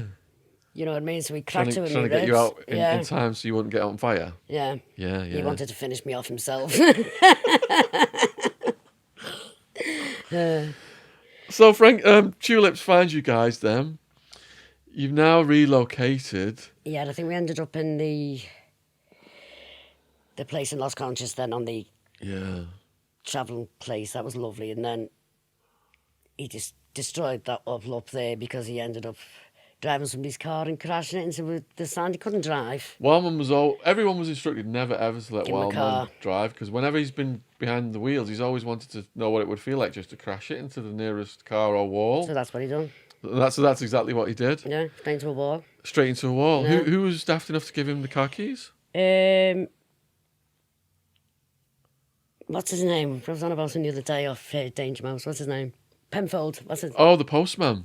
Penfold and Yeah, the postman in Hard Time, he's called in Party Time. and the other lad who was with him. Yeah, they put him behind the wheel. Yeah, because they come with somebody else, remember? Yeah. All right, so I end up down there, don't I? How long is it by the time you've been down there before I end up down there? We were there a while, and then you come down for spring break, didn't you? So what the plan was, before they went down there, I said, look, Because you couldn't risk coming down to see us. we're going to you change know? our smuggling route because certain things have happened. And one of those things involved you, whereby you got stopped with vitamin containers at the airport. That was right at the beginning. That was me first. Yeah, Trip over but there was a there, series of mishaps at airports. This was one of the first ones. So describe, what did you have in your luggage? Can I get in trouble over in this country for No, discussing you about this can't. right now? You can't because Before I incriminate myself. we have been convicted. Allegedly. We've been convicted of all these crimes. It's double jeopardy. We're not going to mention any countries other than the country you arrived in. Right. Yeah. So I arrived in the country Yeah. with three huge Yeah. jars like this of weight gain powder, it said on them. Yeah. And they were filled with Scrooge McDuck ecstasy pills. I think it was like 50,000 pills or something like that. It was tens of thousands. Tens of thousands yeah. in there. There was a lot. And because I'd just come home from America, because I'd been there for 3 months, Yeah. I think they were under the impression I was just after a agree. I don't know why they didn't let me back in the country, but they were adamant not to let me back in for some reason. So they stopped me at the airport. They opened up the jars. Yeah. They tipped out the tablets into their hands, put them back in the jar. I'm watching side on like this, shaking like a shitting dog, thinking the rest of my life's done. Smuggling drugs, I'm done. If you know what I mean. How somebody was looking over me that day, I don't know. Do you know what I mean? But Yeah. how that happened, I'll never know, because even thinking about it makes me shake. Yeah. It was very scary. They opened the lid, tipped them out, looked at them, back in the jar, and put them back in my case. Told you to have a nice day. Have a nice day and go back to England. And sent me back home with them. So I was formulating after a few international mishaps. I kept messaging you and phoning you saying, I'm in a certain hotel and I have my luggage. Yes. I have all my luggage. Because everybody kept telling you that I'd been arrested and that they were coming for you because I'd have grassed you up. Yeah. They were all telling you, filling your head with all kinds of crap, weren't they? Yeah, and it all was smooth in the end. Yeah. I'm like, nope, I'm here. So I after a few mishaps, I was formulating a new plan, a new smuggling route. Discussed it with a lawyer, and she said start bringing them in through Mexico. In a sock. Pinatas, diving tanks, everything. Sock. One of them brought him in a sock. Oh yeah, we'll get to that. All right, so before you guys were so hot in Arizona, you went to Mexico. In the speech I gave to Peter as the reasons you guys needed to be down there, it included to pave the way for these smuggling missions. Yeah. And if you To guys let him think he had a mission as well, make him feel important. Yeah. Was the main thing with Peter when he was off his head. Because make him think he had something to do. If you're running drugs through Mexico, you got to get in with the locals, and you guys managed to get all the locals on your side, didn't you? Which paved the way. That went without even trying, though, just because of who we are. I think because we're so comical, I guess they thought we were hysterical. Yeah. You know, just our sense of humour and the way we speak and stuff. So they were fascinated with us anyway. Yeah. So they befriended us so easily, especially the Federellis. They loved me. Yeah. So I end up down there on spring break because we were timing a mission for when all the students are crossing the border. And there's 40,000 pills coming in, which Grady, the guy who lived upstairs who shot his off, he was bringing in computer towers. Yep. And I say to Peter, look, we've got all these pills coming in. Can you be on your best behaviour? And I think we were at the nice beachfront property that we'd rented for you. Yeah, it was lovely there. I think it was me, you, Cody Bates and G-Dog. And we were waiting for somebody to come with the delivery. And the delivery was running and a bit late. My delivery, my child. And Wild Man was getting increasingly a bit paranoid and crazy. And then he said someone had ripped him off for a $10 crack rock. Do you remember? Oh, God. He goes to me. It's just all the time. Sean, take me back into town. Yeah. This guy's ripped me off for a $10 crack rock. He was like that all the time. He was terrible. I said, Peter, we've got 40,000 pills coming. We've got to lay low right now. It's running late. Something could have happened. And you want to go and beat someone up on the main strip. $10 crack. And he goes, I don't care whether it's 40,000 pills or $10. He was terrible for it. Nobody rips me off. And his eyebrow was up here. That eyebrow goes The like red a point, dots. like a triangle, wasn't it? Yeah. The red dots were going. Yeah. So he was so aggressive, I ended up saying to him, look, I'll run you into town to try and calm him down. but don't do anything. Just, get another crack rock off this guy. Here's some money. And he promised me he wouldn't do anything. So the main strip was quite busy. There was cops on both sides of the road. I see the cops like, for fuck's sake, Peter, don't do anything to this guy. He's like, there he is. The cops are right by the guy.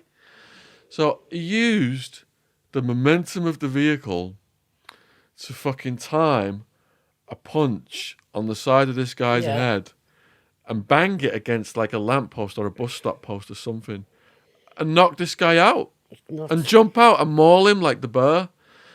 I'm like, there's cops on that side, there's cops. I said to him, Pete, if you do anything, fuck it, I'm leaving you.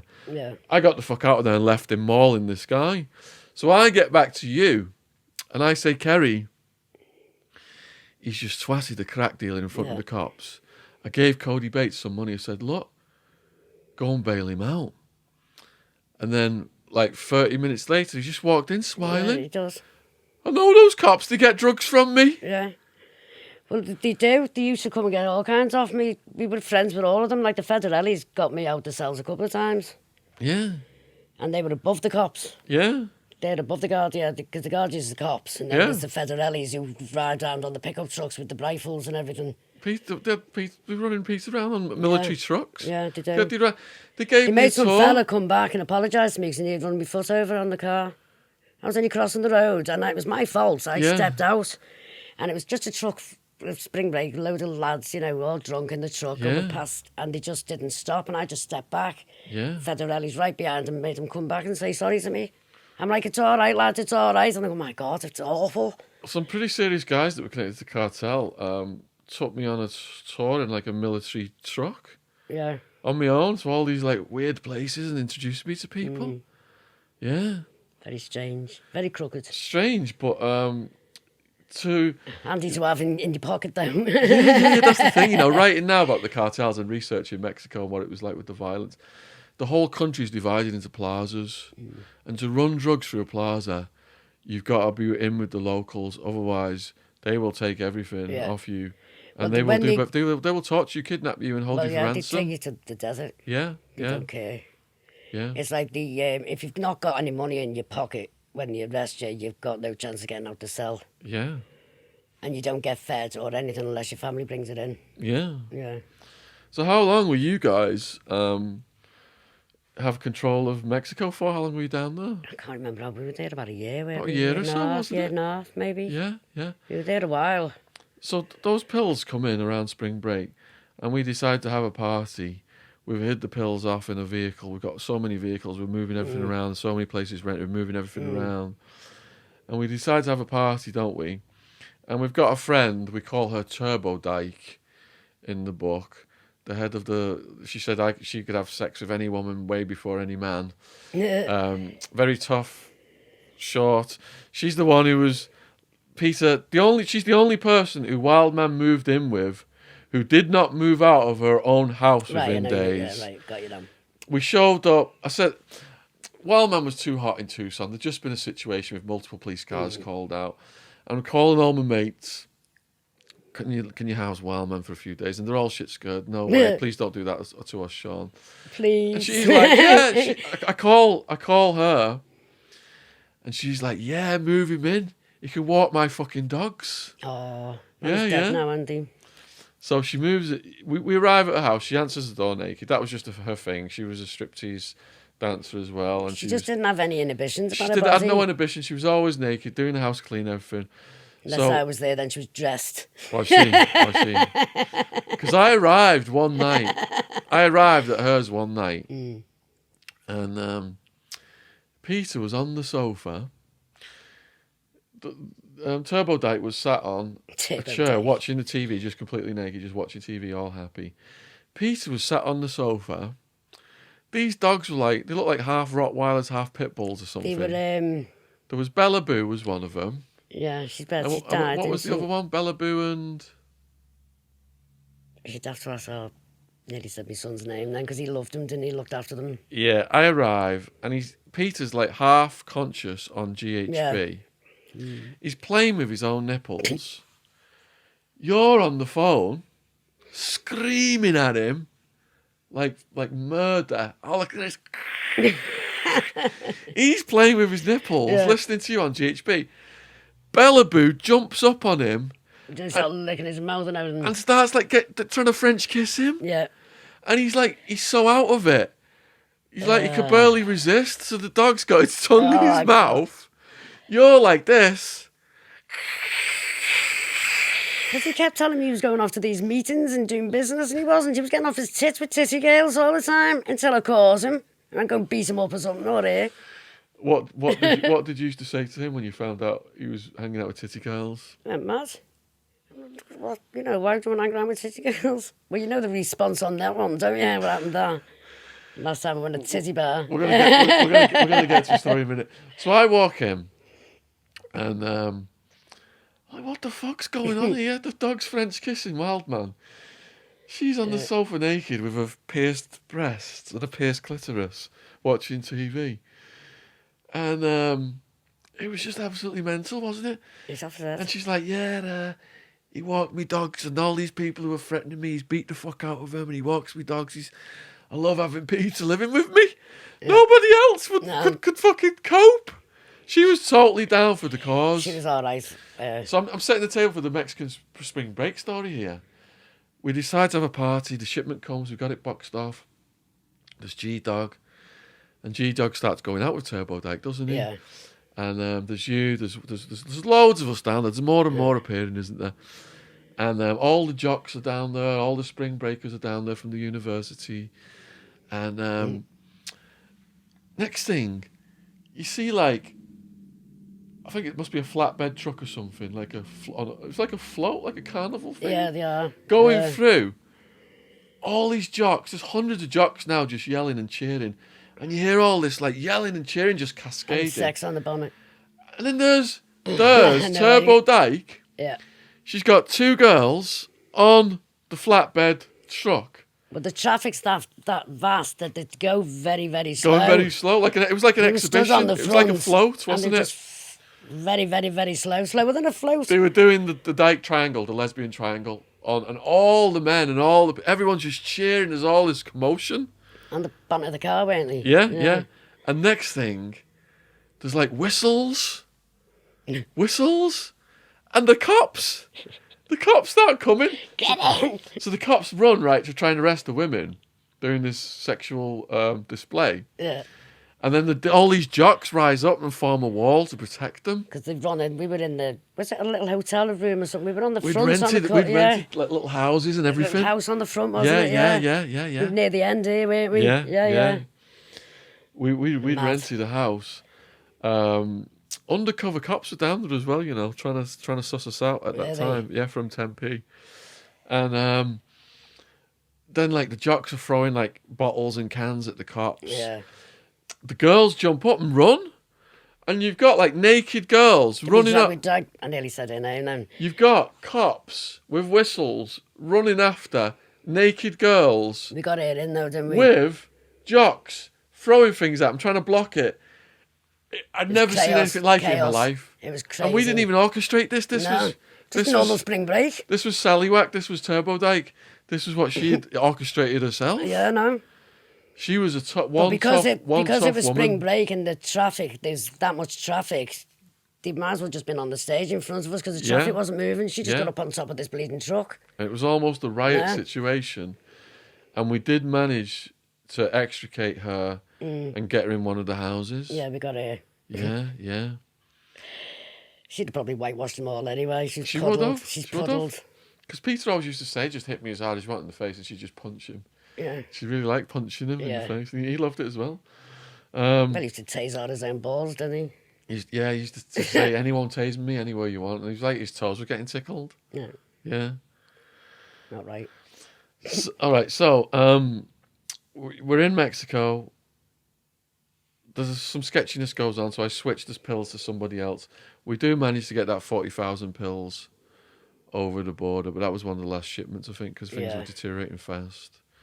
And you guys decide to come back before 9/11, don't you? 2 days before it was, or the day before. What led up to you guys wanted to come back? I'd had enough. I couldn't cope with him anymore. And I said to you, I said, we had no money. I couldn't get any money together or anything because the quick we got money, the quicker he'd spend it and go and buy crack. He sold my son's passport and everything for crack. Yeah. Do you know what I mean? And he was getting more violent, more aggressive because the more he couldn't have it, the more he got. You know what he's like when he couldn't get his own way, when he wanted his stuff. Yeah. And it just got too much in the end. He actually slit his wrist while we were in Mexico, in the condo. And he's sitting on the bed like this. And my son says he's cut his wrist. So I walked up to him and I said, let me have a look. And I went, bleed, you bastard, and opened him up more and walked off and left him and sat on the beach for 2 hours. So my son says, we can't just leave him there. What happens if he dies? I said, well, he's killed himself. What the police going to do? They're not going to arrest me, are they? If he slit his own wrist. If he's dead, he's dead. Because that's the point I got to in the end with him. Sad to say. Because he just bent a whole broom in the shape of me head. On me head. Praise him doing that. So when he went and said, I want to die, I said, well, die then.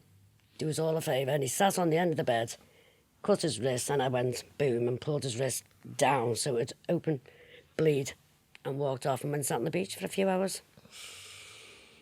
Still alive when I went back. Nothing will kill him, he's like a cockroach. Oh, well, your lungs didn't they? What did you see him do any other crazy behaviour to other people down there while he was acting up? He threatened them with all kinds, you know. He was crazy. He threatened them and they were that scared of him because he was mental. Who's they? What was his name? The Scooty fella. Oh, Victor? Victor. Yeah. And the other, there was 2 Victors, wasn't he? Yeah. There was the one who was like, Victor. Yeah, those Victors are the ones who hooked us up with some important people down there. They were good fellas then, but they were terrified of Peter. They really had our back, those Victors. Yeah, good lads, good locals. fellas. And one of them was the guy who rented out the quads. The quads. Yeah. And that's how we got talking to him, was through the quads. Yeah. Well, he tried to run him over with the quads. Peter tried to run Victor over? Yeah, when they first met. You know, I'll run you over, and this is how, so they all very loyal to him in the end. Yeah. Because he knew he was capable of anything, he was puddled. He's crazy. Yeah. Psychopathic. Yeah. Plus they buzzed on him, they thought he was funny, which he was at times, I guess. Because they called him El Oso, didn't they? Yeah. They loved him like... The Bear, because he was fighting style with more people. Yeah. And there was a club that you guys took me to called the Rodeo. The Rodeo? El Rodeo. There was a few. We went to the Pattaya was one, wasn't it? Do you remember El Rodeo, though? Where it was just nobody from America went there. Oh, that was up in the in the back. Crazy. Yeah, that was up in that back place, isn't it? Up. Oh God. There was like a little midget with boils on his face at the door, and we go in, and the Black Widow was there. Do you remember the Black Widow? Yeah. Describe the Black Widow. Wasn't it? Very tall trans person with black dark makeup. Yeah. And Peter said that she seduces people and they wake up with their organs missing. Yeah. That was the story about whether it was true or not, but that was like a living legend type of thing, you know what I mean? But she was weird. But there was 2 rival gangs, wasn't there, as well? And we always end up in a mayhem at that rodeo. Yeah. But because you guys were so tight with the locals, we could go in there and have no problems. We used to have a good night in there. Remember the barman? It was like he was like a vampire Gary Glitter looking character. Yeah. Yeah. Vampire Gary Glitter. Yeah. It was like some out of a Tarantino movie, wasn't it? It was a weird little place. Yeah, it was a weird little bar, but it was we had fun in there because it was out of the way. You know what I mean? It was. Yeah. And the Pattaya was another one we used to go to. That's where I got arrested a couple of times there with my tin of Altoids. Did he arrest you with the stuff? With Altoids, yeah. Was it Altoids or was it our stuff? It was an Altoid tin. Yeah. So what happens when you get arrested in Mexico? The federales come and got me out. The federales bailed you out? Well, I had the money in my pocket, and I knew if I had money, they'd take it all. And I had a couple of grand because I'd sold a lot. Yeah. So when they first took me into the jail, whatever, the shit or whatever it was, I told them I needed to go to the bathroom. Mm-hmm. So they let me use the restroom. So I goes to the restroom and I takes the money out of my pocket and I left $50 in this pocket and put the rest behind the toilet. Yeah. So when I went into the cells. They asked me, did I have any money? I said, that's all I've got. So they took that off me.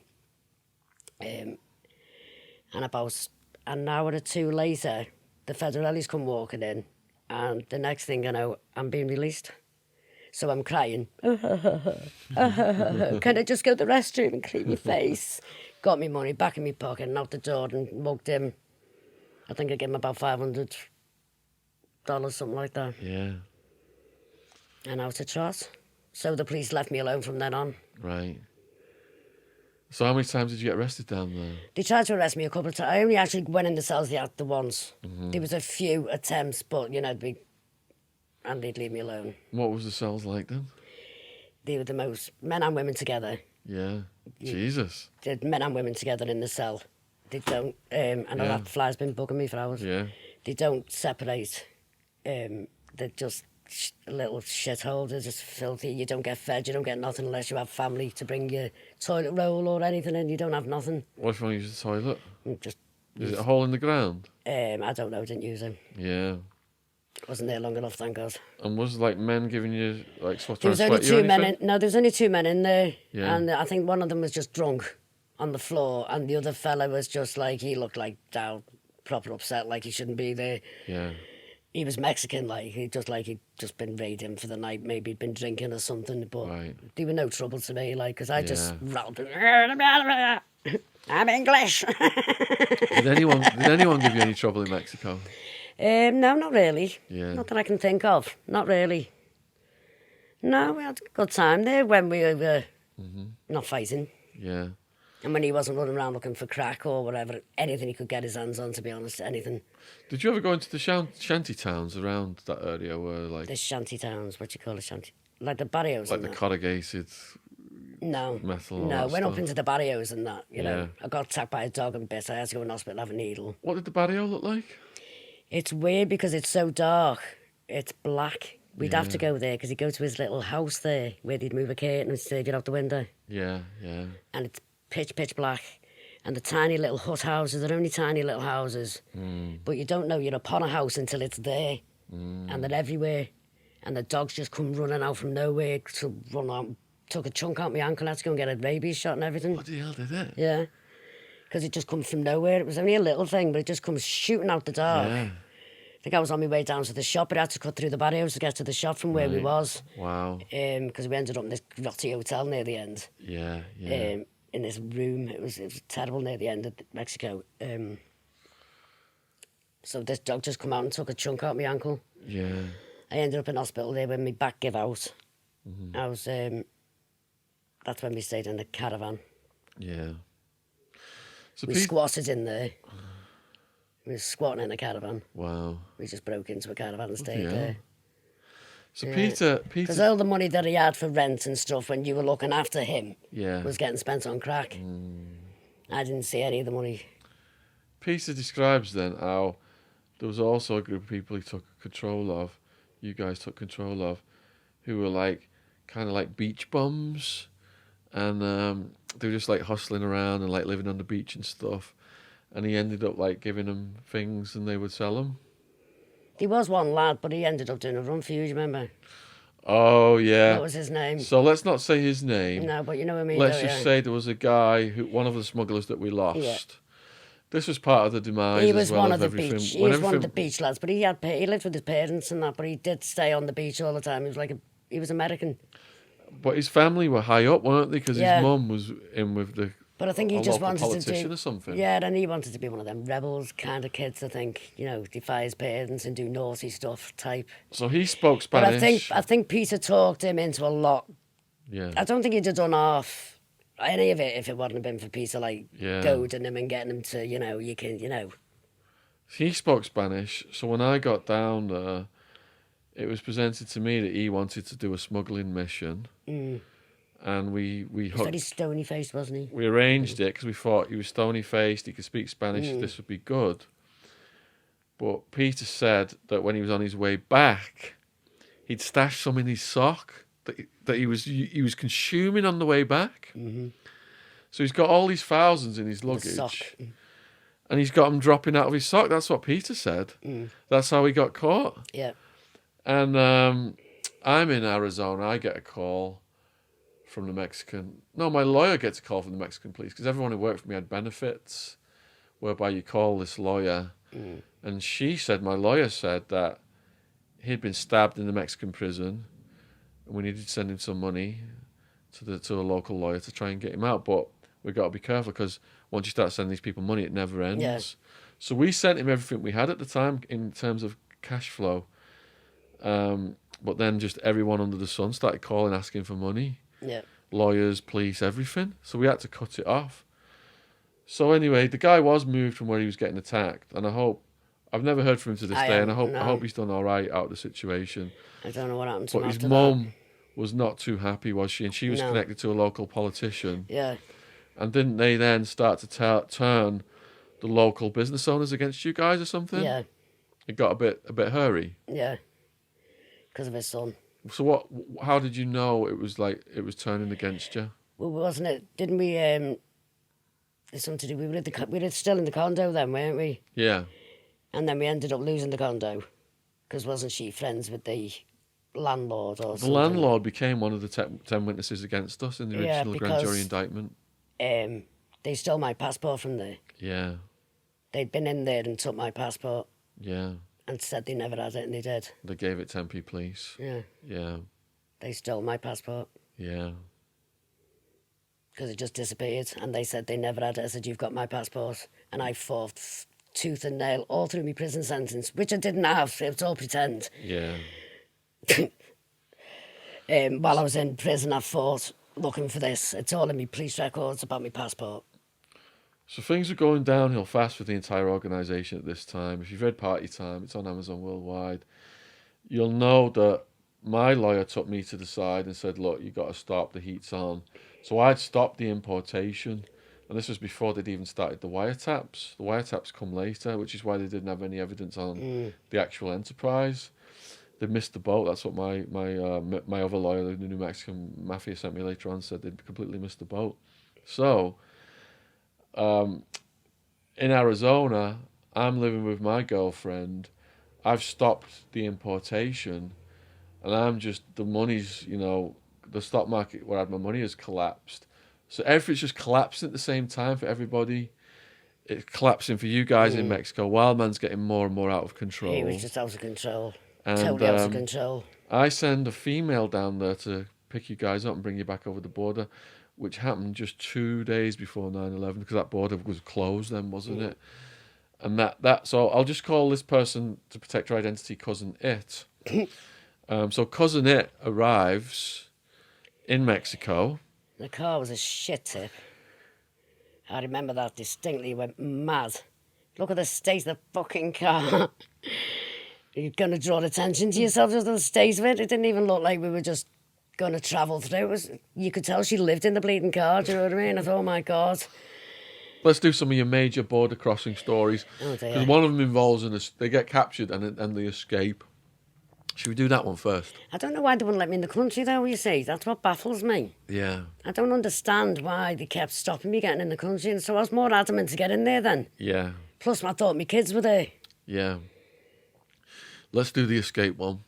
Which was Tijuana. So you're on the Tijuana border. Because I walked over Nogales, right? So that's San Diego, Tijuana. Yeah. And they got us out the car. So set it up a bit. She went off. We sent it on him anyway. That wasn't Cousin It that time, was it? Yeah, in the car. That took you to the one where you escaped? Yeah, and she fucked off in the car. And they put us in the oh no. Yeah, it was. Wasn't it a striptease woman?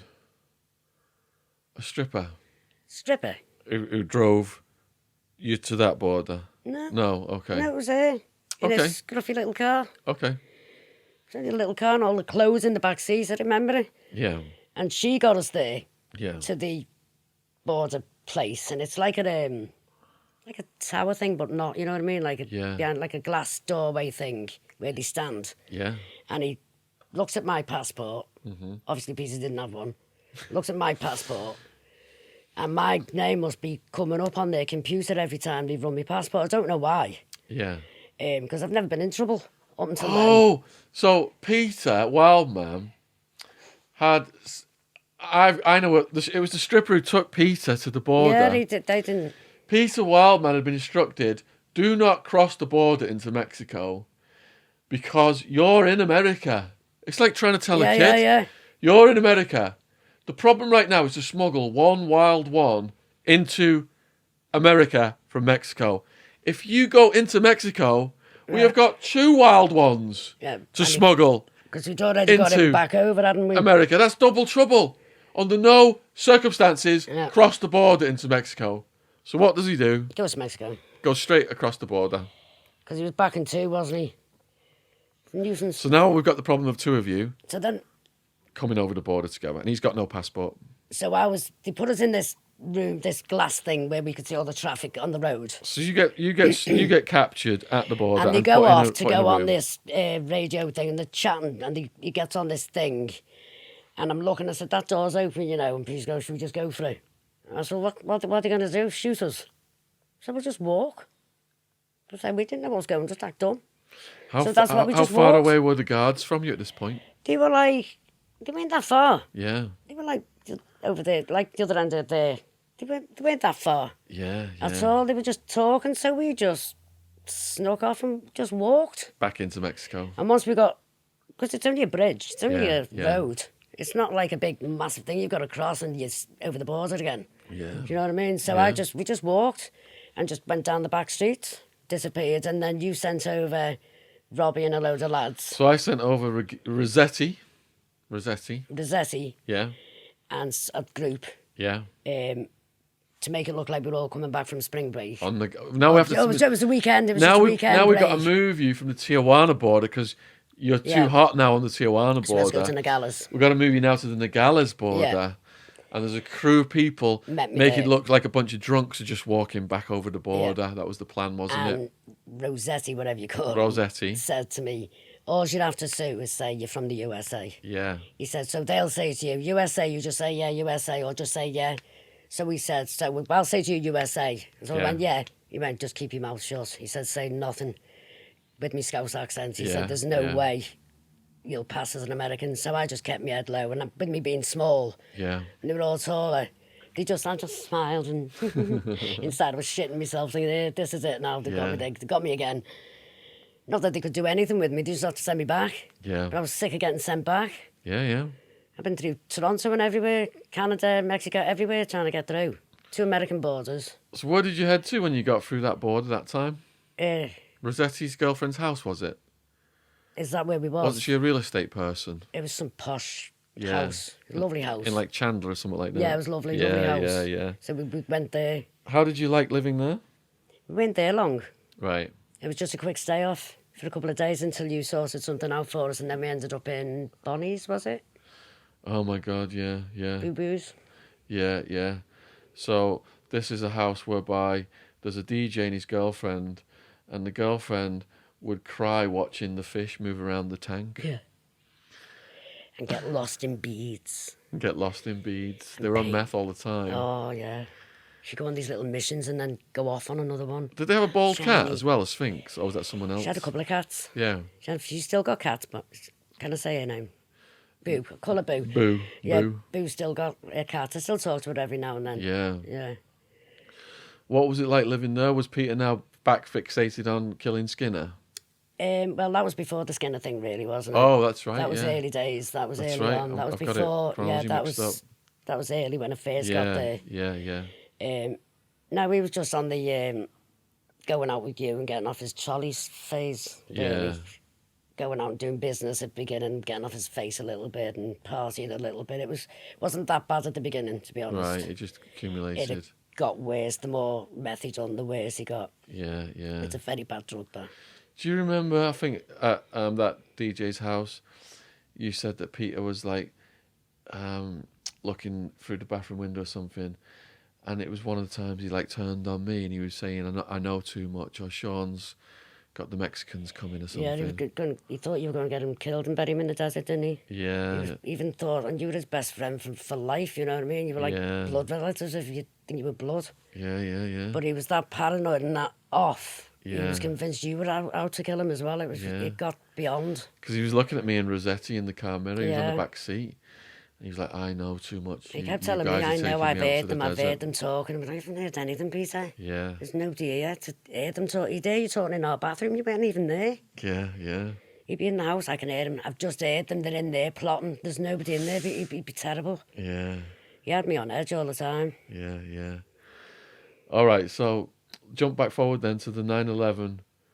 You come across the border. That's a smooth one, is it? In the car with Cousin It. Cousin, it's the one where we got pulled and we run off. Yeah, Right. I finally got over the border with all the lads. We walked. yeah, They left their car on the American side. yeah, We walked through the Mexican side, and then he put me in the car, and then informed me we've got another border to go through. So I thought, oh my God, yeah, still can't breathe. So then he just told me to lay down, put my head on one of the lads' knees, like this, if though I was asleep, and just pretended I was pissed and asleep. yeah, yeah. And I could hear them talk and said, oh, she had too many, then, oh, well, she's well out of it and all that, Rossetti was saying. Yeah. So, and that was it then. And then when we got over the second border, he said, you can sit up now, we're here. I think I could have cried with relief. Because I couldn't wait to see me children Yeah, yeah. that weren't there. So you all right. So you get back just before 9/11, and this is the final run now, isn't it? Before the final arrest, whereby you're in Tempe, and Well, things were all right for a while then. so he moved in with DJ Spinelli, didn't he? Yes, And and that's when he got Bell's palsy. And this is, oh my God! Say what happens. What happens? You come and got me and said, you need to go and look after the wild man. Yeah. His face is paralysed. Yeah. And I wasn't going to go because I thought, no, let him suffer. He'd had a stroke. Being the coward was. Peter had a stroke. One side of his face wouldn't move. He's got the meth pipe in the other side of He his was face. fuming. And he goes to everybody, Sweat. does a big inhale, blows up the smoke, looks around the room with his red eyes and goes, "People think I used to look scary. Just fucking look at me now." Yeah. Crazy. And when he did bastard. that laugh, I know. it would shake, the whole room would shake, And he'd be wouldn't like it? that at me, and then he'd get mad because he couldn't he'd be drooling, he couldn't suck on Drooling? his pipe, and he couldn't Drooling? suck his pipe. Yeah. And well, that's what you get. Karma smacked you right in the face, hasn't she? So this is another house, DJ Spinelli's house, that ends up, he moves out, of course, within Didn't a that short burn period down? of time. Ends up burnt down. He burned that. I wasn't there. In that I get a call saying I need to go and pick him up, and he sat there on a wall by DJ Spinelli's house, covered in soot. Set it on fire. And he said he didn't do it on purpose. He said he was like on a bunch of substances, and he was upstairs falling asleep, and he was so high. When the smoke started like appearing on the ceiling, he thought he was like tripping in like a Pink Floyd video way. And he was just smiling at the smoke and looking at it. I don't know how he survived half of it. I really don't. And by the time he realised the whole house was on fire, I wasn't he managed there to then. get out of it. I wasn't with him then. I was in my own place then. I think he'd been fiddling around with the electrics and stuff, tweaking out. He used to take laptops apart, and he used to take Yeah. people's laptops off them and take them to pieces. Yeah. They weren't broke, but he'd break them. He didn't have any engineering skills. He just... Thinking he knew what he was doing, he didn't have a clue. Yeah, yeah. I'll fix that. He'd end up with all these laptops everywhere. None of them worked. Kept him quiet, though. Kept him out of trouble for a bit. In the months then before our final arrest, what was Wildman like? Just drugs. That's all he was interested in, just drugs and running away from Mexicans that weren't there, basically. I'm trying to find Skinner still. Oh, definitely after him. He was his main focus. Trying to talk him out of that was just give up in the end. What kind of things was he saying? He just wanted to kill him. He wanted to kill him, bury him in the desert. He wanted to torture him first and then kill him. Yeah. But he wanted to torture and kill him. Because how dare he have the audacity to do that to his woman? The firebomb. Yeah. Yeah. That's the main thing. Besides all the other things and shady things that he'd done, but that was the main thing that stuck with Peter, was that bomb. Yeah. And then... For all we fought and that, he just stood by me, you know what I mean? He'd have protected me yeah. through that. Yeah, yeah. What was the final property you were in when the last raid happened? Farmer. Farmer The Avenue. house. Was it Farmer Avenue, was it? It was the house, wasn't it? The house. The farmer Oh, yeah. apartment was in Farmer as Because well. even the landlady got indicted, didn't she? Yeah. Well, she used to come sneaking around in the night for stuff. Yeah. Keep going to push that away. Yeah. She used to come creeping around the night time, remember? That's why we locked all the gates and everything. She'd be creeping around the building of a night time looking for bleeding meth. Right. Can you give me some meth instead of rent? I haven't got any. Go away. So We ended up growing all that weed in the in the trough. And the lads come and take it away. Yeah. Grown wild because they throw the seeds out the doorway. All right. So what crazy stuff happened then before that final arrest? What other crazy stories are there? Oh my God, with me and him. With anything Well, that you we remember? were under surveillance as we later found out. So it was too late though for us to do anything really, wasn't it? Yeah. They were already like right on us. They were on us anyway. The phones, it click, click, click, click, and I could hear myself. And when it happens here in England now and I can hear myself, it sends me west. Well, it's been happening to me recently. All the time with me. Yeah.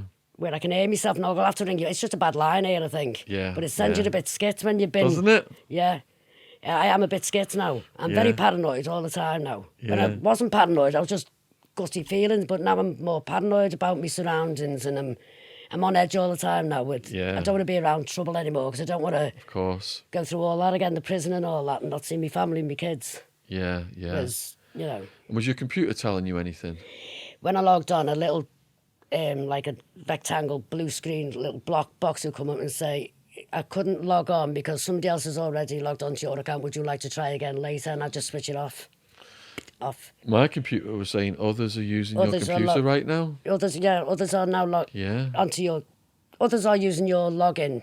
If you wish to log in, or it was some little message on like this long. It was like a little oblong blue right in the middle of the screen, and just switch it off. I later learned that the multi-agency task force had flown a Department of Justice software engineer from Washington to Arizona. It's all in my paperwork, all the computers. To get in our computers. They had this system to get in our computers. Yeah. But I kept crashing the system with all the stock market prices. Yeah. It's all in the police paperwork. They took me wheelie bins and never brought them back in time to be emptied. Dickheads. Yeah. I was straight on that. Why's my bin not been emptied and everybody else's has? Yeah. Because he didn't bring them back in time. They take them in the middle of the night, go through your garbage. I should have started putting shit in there for them. Yeah. I should have. I should have got Peter to take a few dumps in the bin for me. He would have. Peter said there was a man up a telegraph pole or something as well. Remember what's his name chasing when that one who was following us and that Black Impala. What's his name? Chase chase up the road, a farmer. Grady. Andy and Grady. Yeah. Legged him up the bleeding road. Yeah. The bald guy that had a weird face. Ginger beard. Yeah. He was the one who followed me all around. On the day before my arrest, he showed up at my kickboxing place. Yeah. And he walked in and he knew. I looked at him and I remembered your description. Mm-hmm. And I saw his face, and that was exactly what you just described, like a hills of eyes, baldy-looking, scary-looking guy with tattoos as well. And he knew, because he tried to act normal and just left right away. They knew we were onto him because it said in my police report, it said something to do because they were wiring our phones at the same time. So I'm on the phone to Peter, saying to him, "We're going to be a bit late because I've got some black impala up my arse following us round." Yeah. So they heard me telling Peter on the phone that I was onto him. Yeah. So they knew I was onto them, you see. So when we come up to some roadworks, we got into this traffic here where he got stuck. Yeah. And we just fucked off then. But they followed us from Farmer. Yeah. Right from the house. He pulled out from the gas station thing across the road. Yeah. And that's when I looked, because the windows were so black. Mm-hmm. That's the only thing I looked. That'd be illegal in our country, that. Yeah. Which it would have been. Yeah. To have them that black. I said, that's not legal in our country. That's weird, that. Yeah. Not thinking anything of it at first. And my driver, I think it was the bitch, was my driver at the time. Yeah. She looked over and she went, "All right," and didn't say anything. And then we're driving up, and he was sort of like behind us at one point, and then he ended up in front of us, and he ended up pulling up into, as if that we knew where we were going. So we got ahead and pulled up into this little cul-de-sac thing, little turn off. Yeah. And waited for us, and then come up behind us again. And so I said, is he following us, or am I just being a bit paranoid? I said, that's that bleeding Pollard, keep just appearing. And at one point, as he's coming out, his window was down, and that's how I clocked his face, because he looked like that. and looked out the window. So I clocked him, and that's how I seen him. So then, as I just driving, we went into a Fry's, which is like an Asda, in case anybody doesn't know. So we went into a Fry's, and I bought a loaf, just got a loaf, and it waited at the end of the car park on the exit. So as we're pulling out, he pulls out behind us again. I thought, oh, nah. So we went to a sex shop. What was it called? Trails? No. What's it called, the sex shop? What was it called? Castle Boutique. Yeah, went in there and just rummaged around in there for a few hours, like about an hour. I think we just didn't. And he would wait in the car park there for us. I thought, come on now. So as we comes back out and we starts, I said, we're not going. We were going to pick up a load of weed. So I said, I'm not going to pick it up. So I'm not going. So let's turn about and let's go home. And then I'm phoning pieces saying I'm going to be a bit longer than usual because I've got a black and pallet up my arse. It's followed us even into a fucking sex shop. And it followed us all the way back until we hit them roadworks and we lost him there. And then the next thing he's hanging out outside the house. And that's when Grady chased him up the street. And then you seen him at the gym. Yeah. 3 months they had us under the surveillance altogether. And the It said in the police wiretaps, report. yeah. Any other police avoidance stories? Not really, no, just on the phones and that. On that one where he's kept going past my window. With no reason to be going past my window because there was nothing on that side of my house. And he just kept going, like, if they were walking round and, like, peeping in the windows and stuff like that. And that dodgy van across the road that was always there, that white van. There was a car park across the road from the house, wasn't it, with the little row of shops, and it had that, where they done the export beers and all that. Yeah.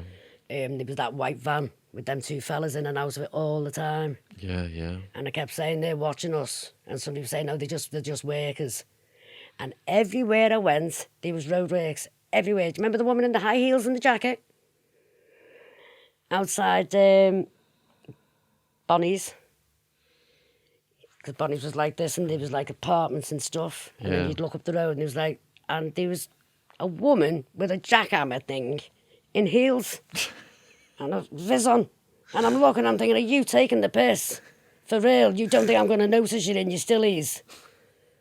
Whether she's a supervisor or not, I don't care. Get your stillies off, you're on a building site, if it's a building site. And everywhere we went, there was a roadworks right next to us. I don't know if it was coincidental or, but everywhere I went, there was roadworks. And they just stood about doing nothing. Like watching us all the time. Yeah. So I don't know if that was a bit of paranoia or if it was, but I was convinced they were watching us through the roadworks. Yeah, there's so much. The things we were paranoid about were true, and there was just so much more. Oh, mine was, though, that's the thing. So when I'm thinking these other things, I'm thinking, am I being paranoid now because I've been right with my gut feelings on the others? But more often than not, I was right. They were following me into Indian restaurants and getting the next table and listening to me. Weird. Well, they followed us to that bar, didn't they? Do you remember? We had to, it wasn't you, it was you and me. We were trying to have a talk about something or other, and we had to allegedly go and all do the allegedly stuff and all that because you thought your car was getting tapped as well. Yeah. And we went into that bar across the road, like just a pub, like a sports bar pub. Yeah. And they done meals and that, and we were sat having a drink, and we were talking, and these fellas come and they followed us in there, remember? They sat next to us in the table. I can't remember. There's so much I can't remember as well. Because we got a jug of beer. Yeah. And we sat up on the big stool and we looked out and we could see the house farming across the road. Yeah. We sat over there and we were watching the house because they were watching us. So we went over there. I'm sure it was me and you. Sure it was you. Tell the viewers what was Wild Woman's Crime Family Sunday dinner. Oh my goodness. How many did I make? Was it 20? 15, 20 dinners, was it? Probably. Oh my God. It cost a fortune, that dinner. I nearly fell through the floor when you went to the till. It's like $300 for a Sunday dinner. What was it? You'd never had one, had they, an English Sunday dinner? No. That was it then, wasn't it? Roast. They were all lined up, wasn't they? What was the ingredients? Was it just a normal English dinner? Yeah, but for the viewers. It was mashed potatoes, roast potatoes, Yorkshire pudding, carrot and turnip, cabbage, collie, peas. Was it leg of lamb or beef? Gravy. Proper gravy with oxos, stuffing, The works, everything, wasn't it? Yeah. Did you go to the English shop? Yeah, you told me the English shop because Yeah. I made you go and take me there for my tea bags. I wanted a cup of tea. Yeah. I wanted English tea. And what was the atmosphere like in your house when you cooked all that food? Oh, it was great. We had a great time. What kind of people would show up? What did they look like? Oh, there was all the young ones, weren't they? Some of them didn't know what a bloody meal was, half of them, I don't think. Yeah. They all come, didn't they? And one of them come too late, remember? And I said, oh, there was none left. Who was it? One of the lads come, there was none left. Oh, Can't remember. probably the postman. Yeah, I think it was him. Yeah. Yeah. And we had a big guy who'd been in prison, didn't we? Who had a lot of tattoos. Who was part of things around that time. Do you remember him? He went to Mexico. Lightning bolts. Yeah. Yeah. He went to Mexico a couple of times with us, didn't he? Yeah, he was terrified of me, and bless him. Terrified of you and Yeah. Peter. Yeah. No, me. Just me. How did he end up terrified of you? Because I stood up to people and I Yeah. was so small, he's the one who christened me the Chihuahua on steroids. Really? He said, I'm a Chihuahua on steads. Yeah. He said, you're only little, he said, but oh my God, he said, you know, you can go like this. Well, I've always had to defend myself all my life. It's part of it, you know what I mean? So he had the utmost respect for me, but he was also dead nervous of me. One day, my rules was, it wasn't a crash house. This guy was massive. He was built like the Hulk. He was huge. Yeah. And he wasn't fat. No, it was He all was muscle. solid. He was Yeah. huge. His arms were like, he was huge. Yeah. He was a nice fella though. Yeah. And he'd never crash in my house. It wasn't a DOS house. You know, I didn't mind you coming and having a smoke if you wanted one or whatever, you know, but you're not crashing. Yeah. Well, he was a long distance driver, wasn't he? Was he? Yeah. Originally, that's his job. Yeah. And so that's why he done the thing to keep him awake, because he Mm. drove hours. And he'd done this long distance, and it was late night, and he never ever rang late. Yeah. Could you do me a favour, please? I was like, just this once. I said, you know I don't. So he comes in and I give him some stuff, sort him out, and he sat on the floor with his back to the bottom of my bed. Yeah. And he goes, well, I booted him, right? Get up off my fucking floor! Who the fuck do you think you are? I went off. Oh, I'm sorry. I'll never do it. Never do Imagine this. this tiny little woman kicking the Hulk. Petrified he was. And he come the next day, I bought you loads of new locks and everything for all your windows. Do you want me to fit them all for Yeah, you? yeah. As I'm sorry for shouting at you, said, but I'm not having you dossing on my house. You know that's one of my rules. Mm-hmm. He said, I'm really sorry. I didn't mean to fall asleep. I said, well, I'll let you off because you've been work. I felt Yeah. awful then, you know, but I went mad.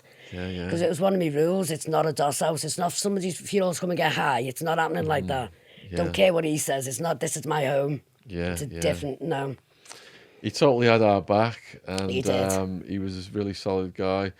I remember I took him out to the New Mexican Mafia house, and those guys weren't scared of anybody, but they were looking at him. But I think they even told me not to bring him back. But he was in Brotherhood when he had the lightning bolts and that. Yeah, For the, for the AB. Yeah, each one's a life in it. yeah.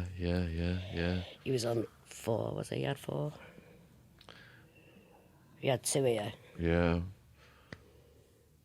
Was it 3 or 4 he had? I can't remember exactly. What other characters have we not talked about that were in our lives before we got arrested that last time? God, there's loads. Any stories of any of the other characters? There's that Told many. Peter told me a story of AD&D is the name we've used for in the book, so we can go ahead with that. She came to visit you guys in Mexico. Do you remember that one? And he got so paranoid, he buried her belongings and her ID somewhere in the desert, and she was never able to find it. You don't know about that one? No. No. I can't see her visiting me in Mexico, can you? Seriously? I think she came down there and she was terrified of you or something. Well, yeah. So she should have been. That's all I'm going to say on that. We'll leave that one alone, eh? I don't know the entire... Yeah. All right, anyone else? And there's the other one, the other little fat one as well. All those little minion slags. There's loads Oh, of there was stories. one. There was a stripper that you ended up beating up in jail, I think, later on. That comes into the story before jail. Yeah. What She's one of the little... What was the beef with her then? Because she used to suck pieces cock. Basically. Yeah. You asked me the question, there's the answer. And I found out. Right. Yeah. But she So was, I battered her. yeah. I think, was it You were there at the time? No, Peter was there at the time, and I made somebody take me there in the car. This was before the jail battering. Oh, yeah. Yeah. And I told her every time I said I was going to smack her, which I did. Yeah. Yeah. But something happened with Sammy the Bull's guys. One of them was going out with her as well.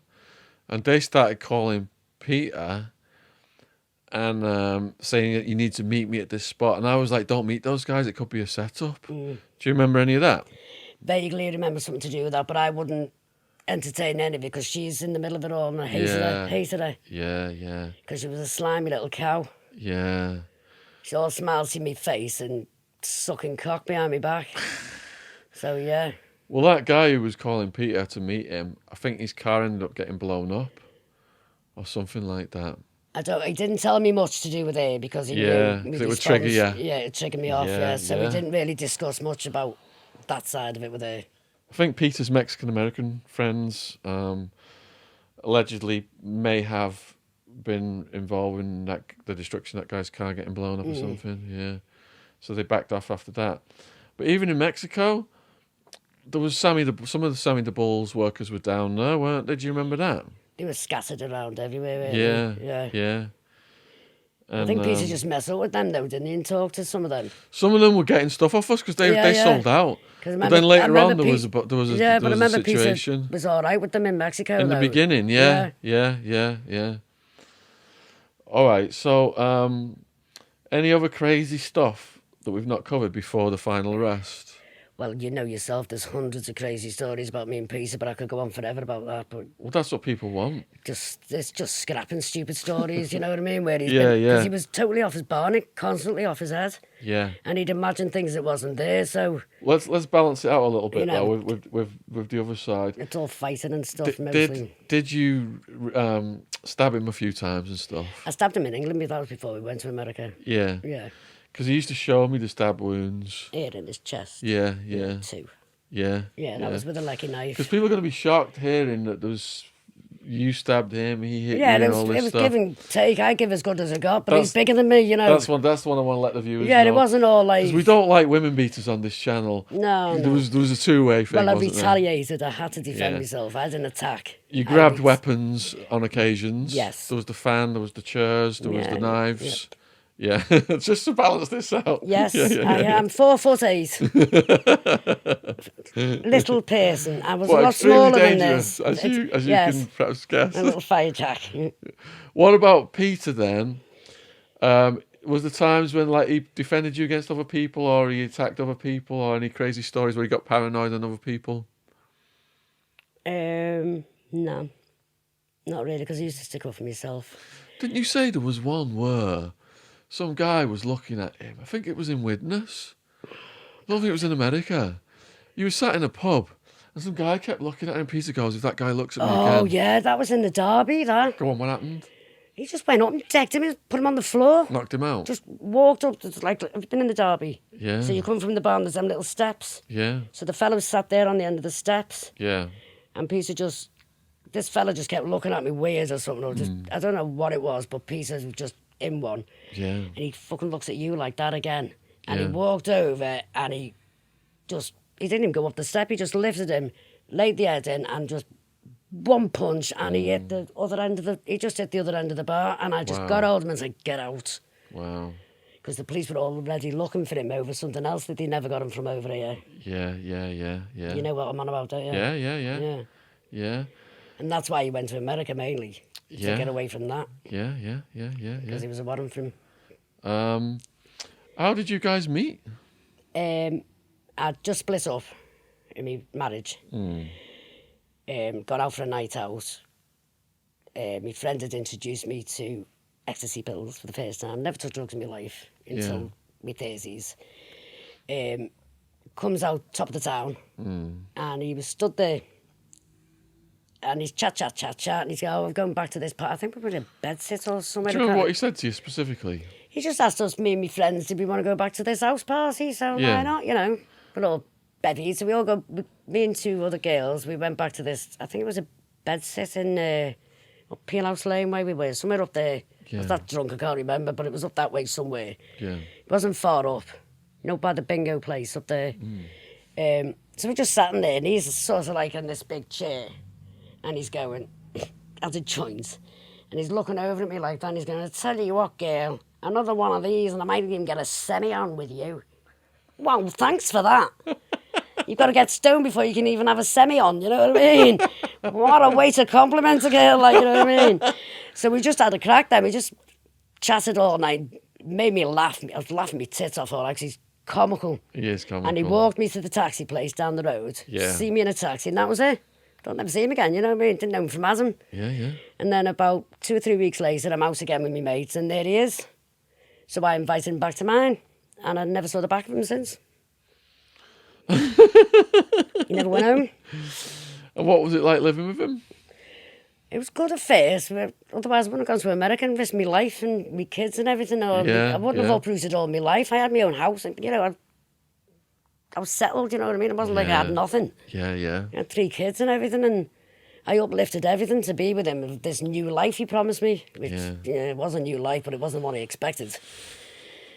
Because we got on really well because we're both mental.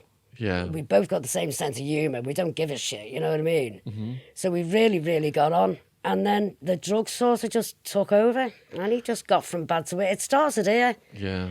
I noticed a few changes in him when he started doing a bit of cocaine or bit of weed or drink, mostly with the drink. Mm-hmm.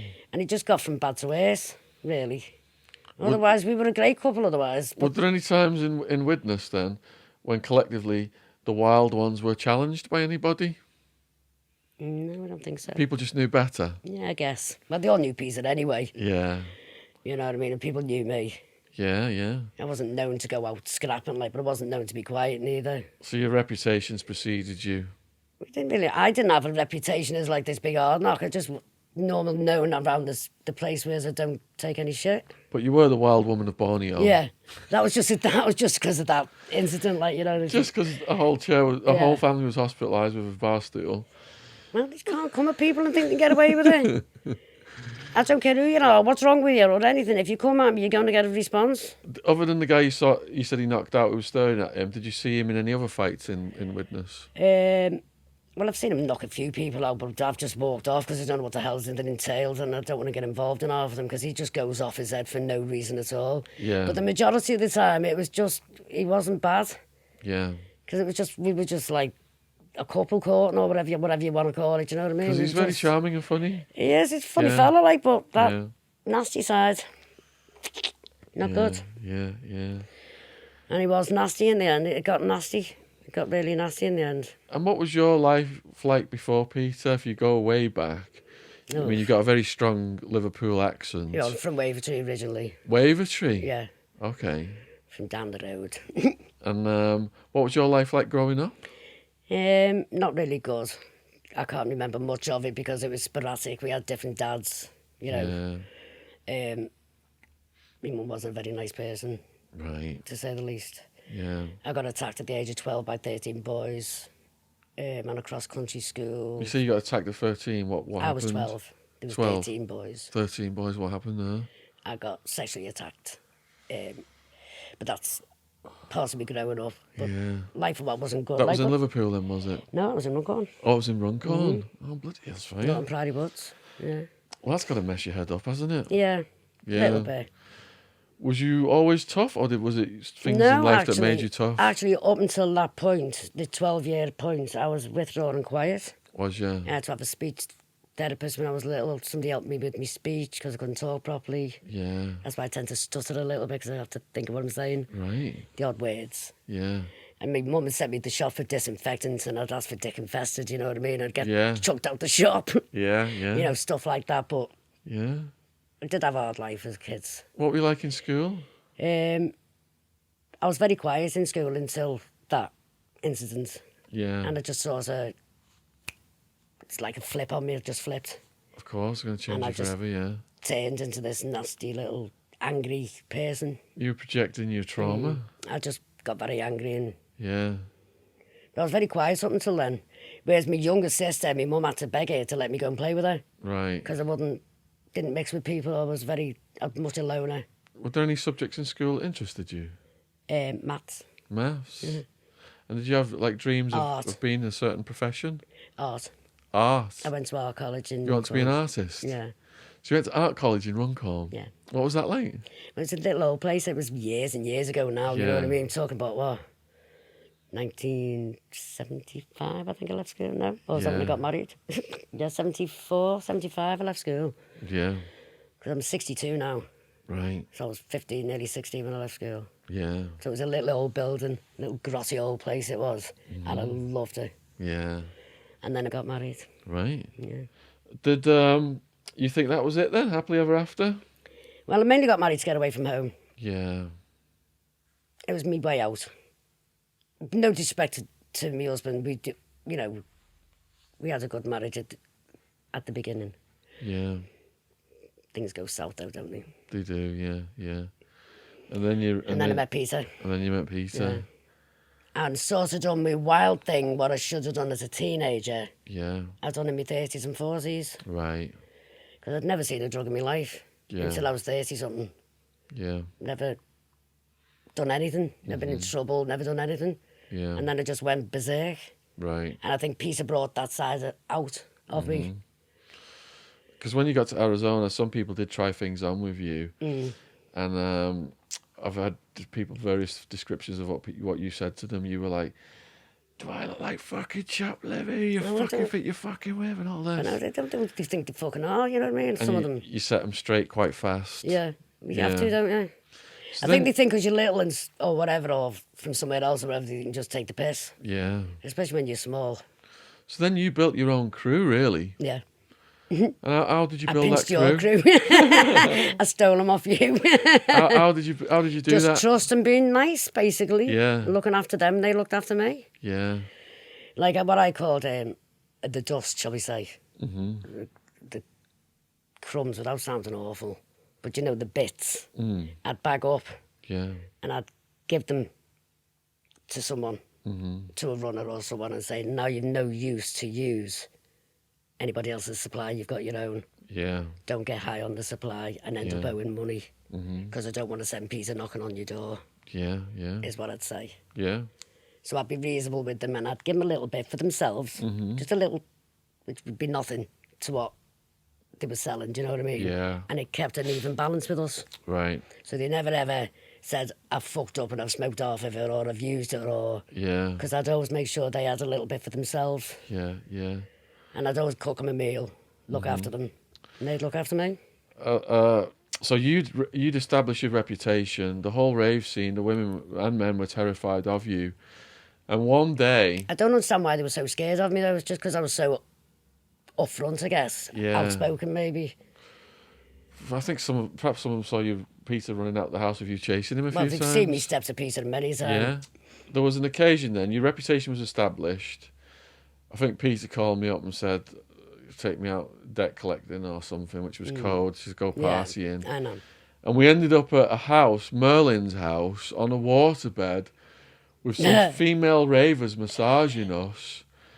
And he called you Yeah. and didn't hang the phone up. Nope. And he put the phone down. Yeah. And I'm What- listening to it all. What could you hear? Well, I knew there was females on the bed with yous. Yeah. I know there was nipple rubbing going on. Just rub my nipples. Tweaking hard. So I phoned him. I can't remember his name, but I phoned one of the lads anyway, and I made him, and he did not want to take me. I can assure you of that. I threatened him with, what do you name it? You are taking me now, lad, or you got me. Never mind him. Who do you want to argue with, me or him? I'll take it.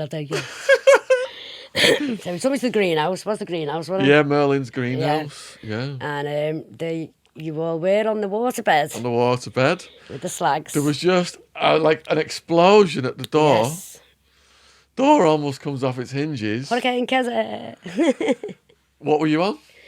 What was I on? Yeah. Nothing. Nothing. No. Just adrenaline. Anger. Yes. The That's adrenal one thing gland. I won't. The adrenal gland. That's something I won't put Yeah. up with. Do what you like. Do but you want to not- describe what happened next, or do you want me to describe? You can It was like a ball of flame, just like a comet, just hit the bed, Sonic the Hedgehog. and this comet hitting the bed, all the women on the bed just were like, woof, disappeared, run for their lives.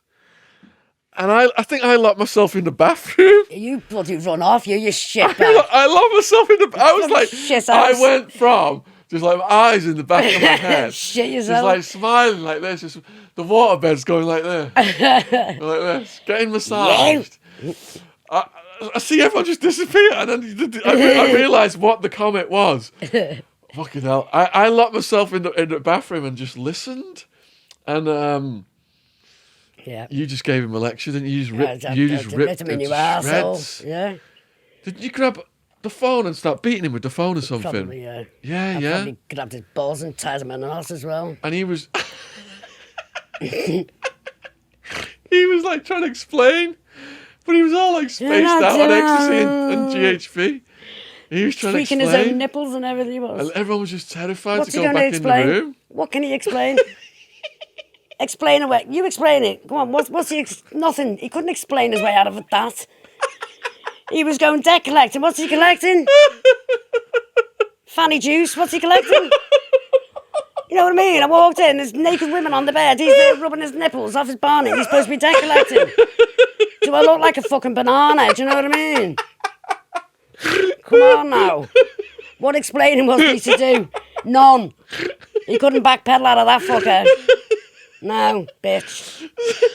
So how did the rest of that day go with him then? Once she's like, Well, told I him ended up off? telling you to give me some pills, popped 2 pills, and then took over the waterbed. And that's all I'm going to say, in case my children watch the programme.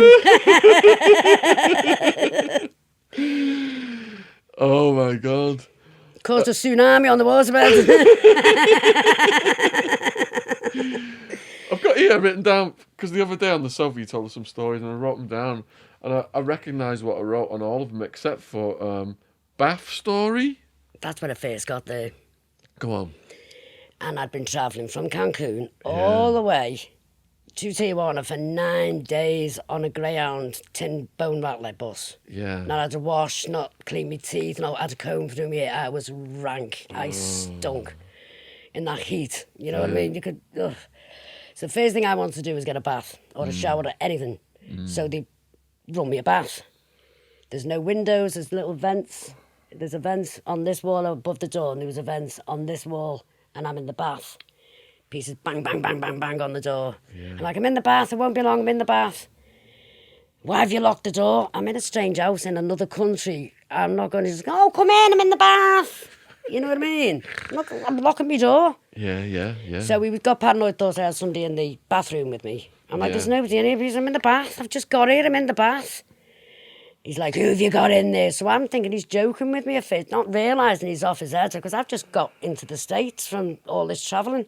Yeah. Not realising he's totally off his head on meth. And he's screaming at me that I've got men in, and he's booting the door in, and I'm shouting back at him, I've brought the leprechauns. I've got the leprechauns with me, because that's all that'll fit in here, and these bleeding vents, I'm shouting. But I'm joking with him, thinking he's kidding. Well, he boots the door in. And that's why we didn't stay there long, because it was a nice house. And he was convinced wherever I went, I had men with me. And there was never anything like that with me, ever. Always just completely paranoid, wasn't he? All right, He couldn't get no more loyal than he did with me, with him. Yeah. You know what I mean? Just all his imagination. It was mental. Both of us, we're all 100% loyal to each other, and Yeah. I mean, even to the point where he thought you were going to kill him. his brain just got staying awake for too long on crack and meth, didn't it? Just mixing the two and drinking as well, and God knows what else he was popping in between. Yeah, every drug he know, could get his hands on. Everything and anything. He didn't care. Anything to get that buzz. He just had to have that buzz all the time. Yeah. He I wasn't remember when we happy. thought we were getting pulled over, and he swallowed a whole half ounce, I think it was, of crystal meth. Crazy. Could have killed him. Yeah, could have killed him, yeah. But he was hospitalised quite a few times with his heart. Because even when he got arrested and they put him in, one of the things they did right away is put a stent in his heart. Yeah. So he was doing some damage to his heart over the years. That's when he detected my heart problems, was in prison. Was it? It was in county, yeah. Yeah. Because my heart kept stopping. Right. Yeah. So they were checking my blood pressure, because I've always had high blood pressure. I've had that forever since I had my son. So they had to keep check on that, because it's chronic. And they were checking my blood pressure when she noticed me pulse dipping.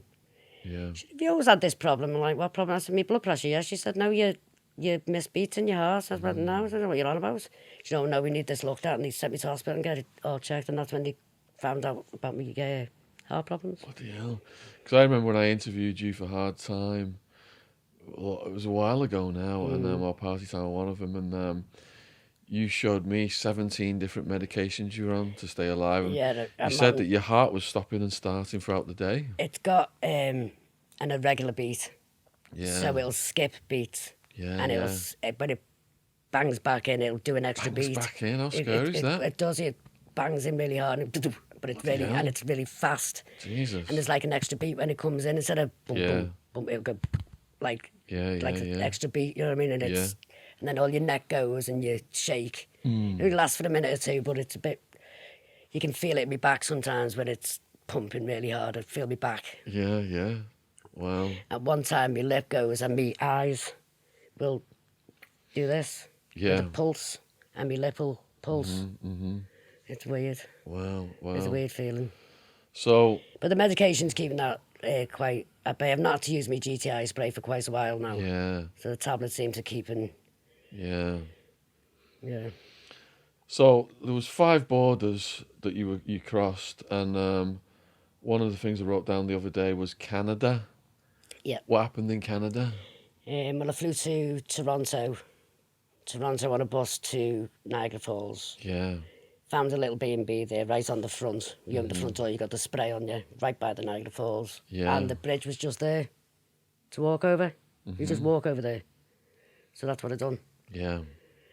I waited a week to pluck up, because I've been turned back that many times. I was scared. I was getting a bit scared near the end. I thought they're going to end up putting me in jail if I keep trying. They want to know why I want to get in the country. They must think there's something. Yeah. And I can't say, my kids are there. Yeah. You know what I mean? Yeah.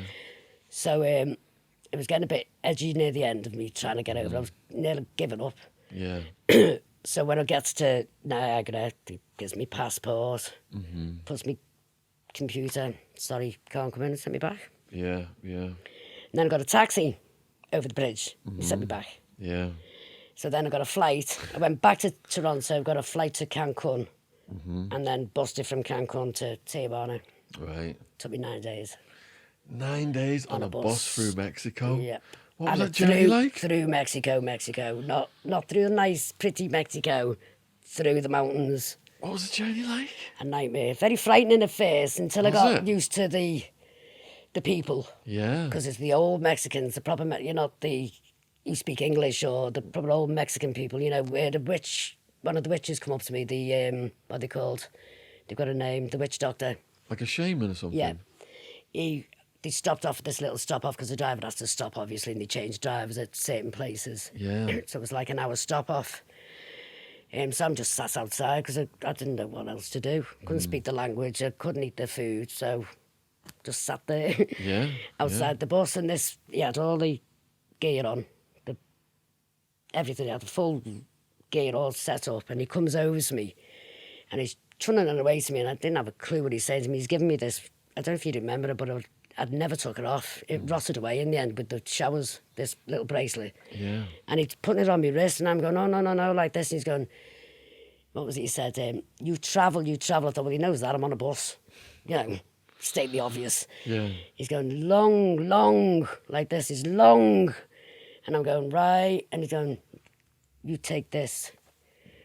So I'm like, no, it's okay. So and he made me take it, and I went to give him money, and he wouldn't take any money off me. Really? He's like, no, because they're not supposed to take money if they're proper. They don't take money, and he wouldn't take any money off me. Yeah, wow. And the driver, and I'm talking to the driver, and I'm saying, I don't understand what he's saying to me. He's saying he's wishing you luck on your long journey. Yeah. You will get to where you're going, but be very, very careful. Really? Yeah. Wow. And did anyone dodgy approach you? One lad at the back of the bus did. What happened in that? He got punched in the nose, basically. Can you describe how he approached you? Well, he just thought he could put his hands on me over the back of the chair. Yeah. Hi. Fucking dickhead. What a dickhead. Yeah. So we got punched right in the Yeah. face. He jumped up if they was going to do something about it. Did he? So I stood up, and then one of the women, she must have seen, one of the little old lady must have seen what was going on, and and the driver threw him off the bus. Did he? Yeah. Good. Don't know what she said to him. Yeah. Couldn't tell you. Yeah. But he chucked him off the bus. Good. Good. He'd been on the bus for quite a while, this lad. Yeah. And I could see him watching me and Really? on and off the bus, and he could see I was on my own and I was fobbing. Yeah. So I think he thought he could... take a liberty. Yeah. Yeah. Fucking liberty. So I punched him in the face and he stood up. So I stood up. Yeah. Like, what are you going to do right now, you little fart? Yeah. I'll put you through the fucking window. Yeah, yeah. But this little old one with the scarf, she's doing a little thing, and she's in the Spanish, like they're screaming her head off, shouting, and the bus driver stops, and he's, they're just shouting back and two, and I'm like, I thought they're going to throw me off the bus. I said, well, he put his hand on my tit. I said, you know what I mean? Yeah, yeah. And because I thought they were coming to get me off the bus. Oh, no. And chucked them off the bus. Good. Yeah. That was only the once, but that made me more aware then, more alert, then I couldn't close my eyes and I couldn't sleep. For 9 days? Yeah, I was like that on the bus. Every time the bus stopped, I was like that. You got on and got off, like that. Did the bus stop whereby you got off and had a rest or anything? Only for 5-10 minutes here and there. Like, because he had to have a rest, he was driving. And the only Was there a toilet on the bus? No. How did that work then? Well, he'd stop off. Yeah. And you'd have to go either in a bush or in a hole in the ground or a gas station if there was one around, because it was the middle of nowhere. Yeah, Literally the middle of nowhere. Was there some beautiful scenery? Oh, it was absolutely gorgeous. Beautiful place. What does it look like? It's gorgeous. It's like there's a lot of mountains, which I didn't know. There's a lot of mountain areas there. Yeah. Very, very green. It's beautiful, beautiful place. It's like... Yeah. Like you'd imagine it, like, you're going down the little back streets and all that, and like little back roads and little dirt roads and that. Yeah. The people are lovely, very friendly, even though they couldn't speak your language. They're very, very friendly people, lovely people. So you generally felt safe? Yeah, until like certain incidents, which obviously, otherwise I felt all right. I just felt dirty. Yeah. And smelly. Yeah, I smelled like a dirty, rotted dog. Like a corpse or something, you know what I mean? Yeah. It was awful. So when you got off the bus at the very end of that journey, what was the relief like? Oh, it was unbelievable. Unbelievable. Just to see peace in everybody, and just people who you recognise, anybody, you know what I mean? English people. Yeah. Yeah, it just...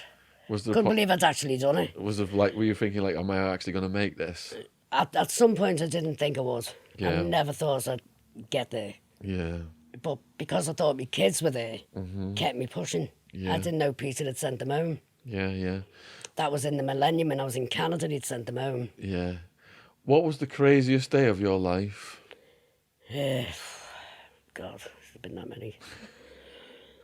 The craziest day, I'd have to say, the day we got arrested, to be honest. Yeah. Because I didn't know what was going to happen from then on. Yeah. From there. Yeah.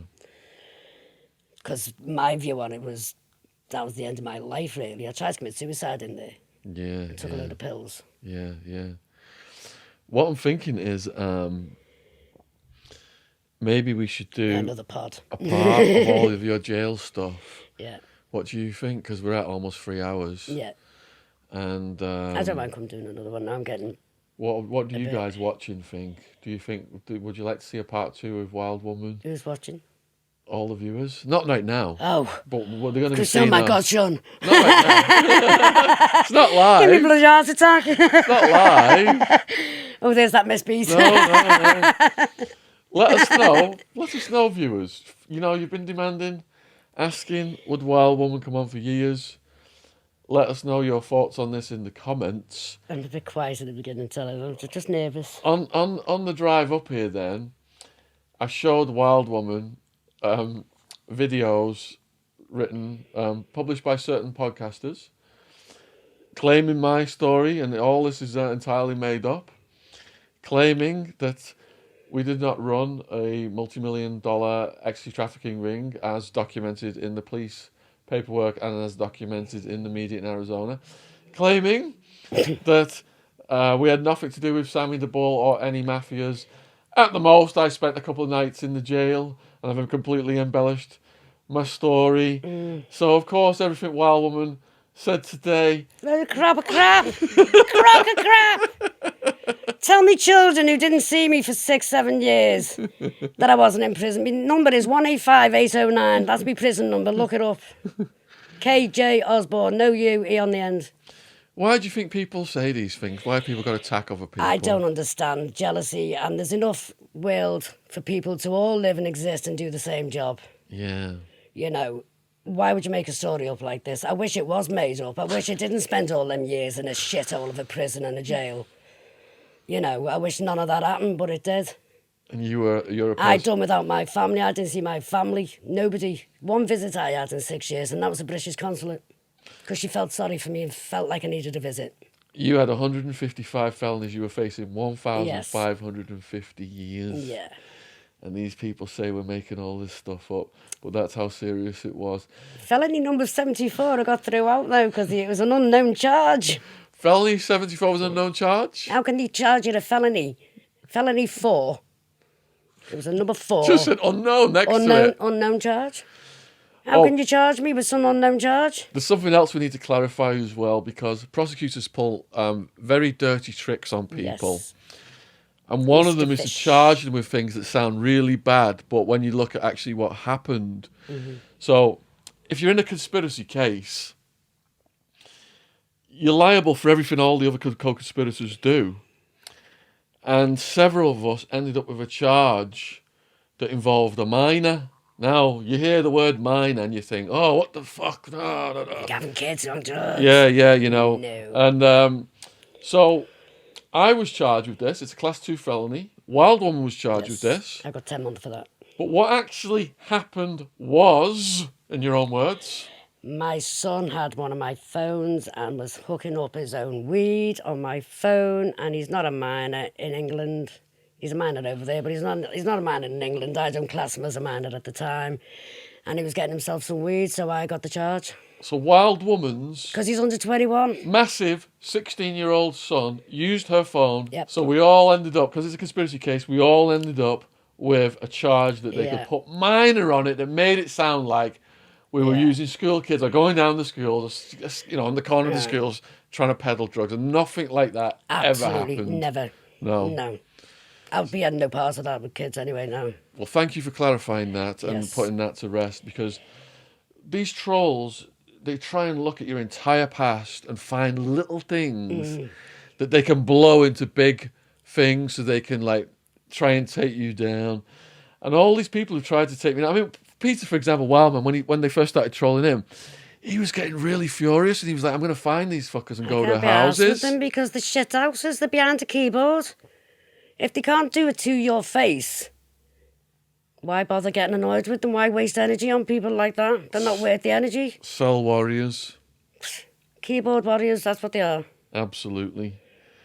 If they can't knock on your door and go face to face with you and say, this is my issue with you. Yeah. Well, fuck off. Exactly. I don't care what you think. I don't care. If you think it's real or not, whoever you are, I don't give a monkey's fucking rat's ass. Exactly. I lived it, not them. I Yes. lived that. Yes. I went through that hell, not them. Totally. So they can comment all they fucking want. Yeah. It's a load of shite. Yeah. Well said. Now, sometimes you give a disproportionate amount of attention to the trolls when it's nothing but love and support coming in all day long on the platform, which it is. And I'm sure we're going to see that in the comments with Wild Woman. So what do you say, Kerry, to all of our loyal supporters out there, all the people who've read the books and are familiar with your story, or the people who've just heard it today and have got your back and are just, you know, blown away by what you've been through? And perhaps in particular, what do you say to the young people watching this? Because we do have a massive young people audience who may be tempted into drugs. Well, I'd talk them way out of it if I could, because it's not all it cracks up to be at all. And prison and jail is nothing nice, especially for females. And you're going to find that out in part 2. Yeah, it's nothing nice. And it looks fun and it sounds like we had a great time. We did have a bit of fun here and there, you know what I mean? But it's not all apple pie in the sky. There's a lot of danger, and you lose your life, you lose your family, you lose everything, you lose your self-worth. Didn't your mum die while you was in prison? My mum died while I was in prison. Yeah. So there's always a big price to pay, isn't there? I never saw my children for years. Yeah. And when I come back home, my daughter, she was 7 when I last seen her. She was 16 enough, and I we're strangers. We're only just getting to know each other these last couple of years properly now. Because when I first come home, I still treated her like she was 7. Telling her off and, I'll give you a crack and I shouldn't have, she was near enough an adult. Yeah. And I still do it today and she's nearly 30 now. Yeah. She's got 4 children, you know what I mean? And I still tell her off like she's 5. Yeah. Because it takes a lot of adjusting. Now, 1 minute she's a kid, then she's an adult. Mm-hmm. Me middle child, my second son, was very, very resentful against me when I first come home. It took a lot for me and him to get a relationship up again. Yeah. But as you know, my first son, my eldest, we're very close, and he was there through some of it. Yeah. Because he was 16 and he was allowed to come by himself. Yeah. My ex-husband, I thank him every day for not sending the children and allowing them to come, because God knows where they'd have ended up. Yeah. So in a way, he done me a favour. Even though I called him rotten at the time for not letting them come. Yeah. Yeah. He done a big favour for me in the end. Yeah. But my other son, he got to the age where he wanted to come and he was old enough and he couldn't stop him, so he did. That's how he ended up over there.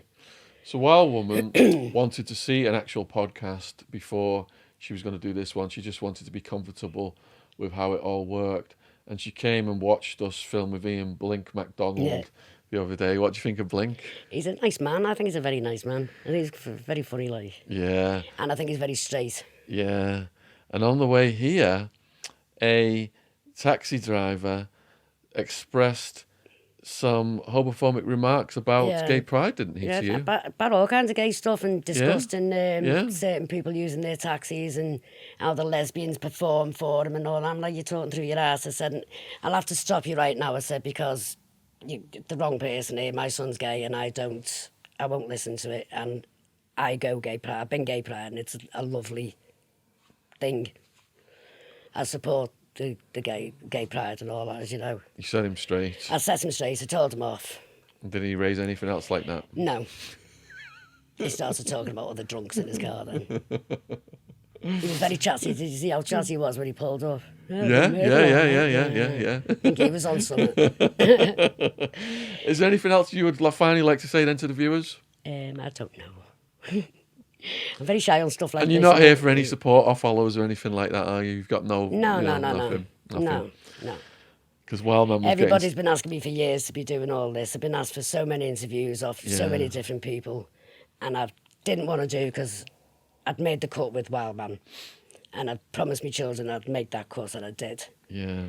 And I didn't want to disrespect my ex-husband. He'd been through enough. Yeah. By rubbing salt in the wounds. Mm-hmm. So I stayed away from it all and I put it all behind me. But you, Mr. Atwood, knew you'd get your own way with me in the end. You have to give me that cheeky grin, he gets his own way. So yeah, please let us know then in the comments what you thought about this. Huge thank. Let us know what you want on part 2. Huge thank you to all the new subscribers. Subscription logo is down there. And most of all, huge thank you to the Wild Woman finally making her first. I just apologise for fumbling because I'm very nervous. Appearance. Oh, you've been absolutely brilliant. Give us a hug. I've got to get up and all my fat out now. Oh, thank you, Kerry. Thanks. Brilliant. Well done. I'm on my tippy toes here. Look.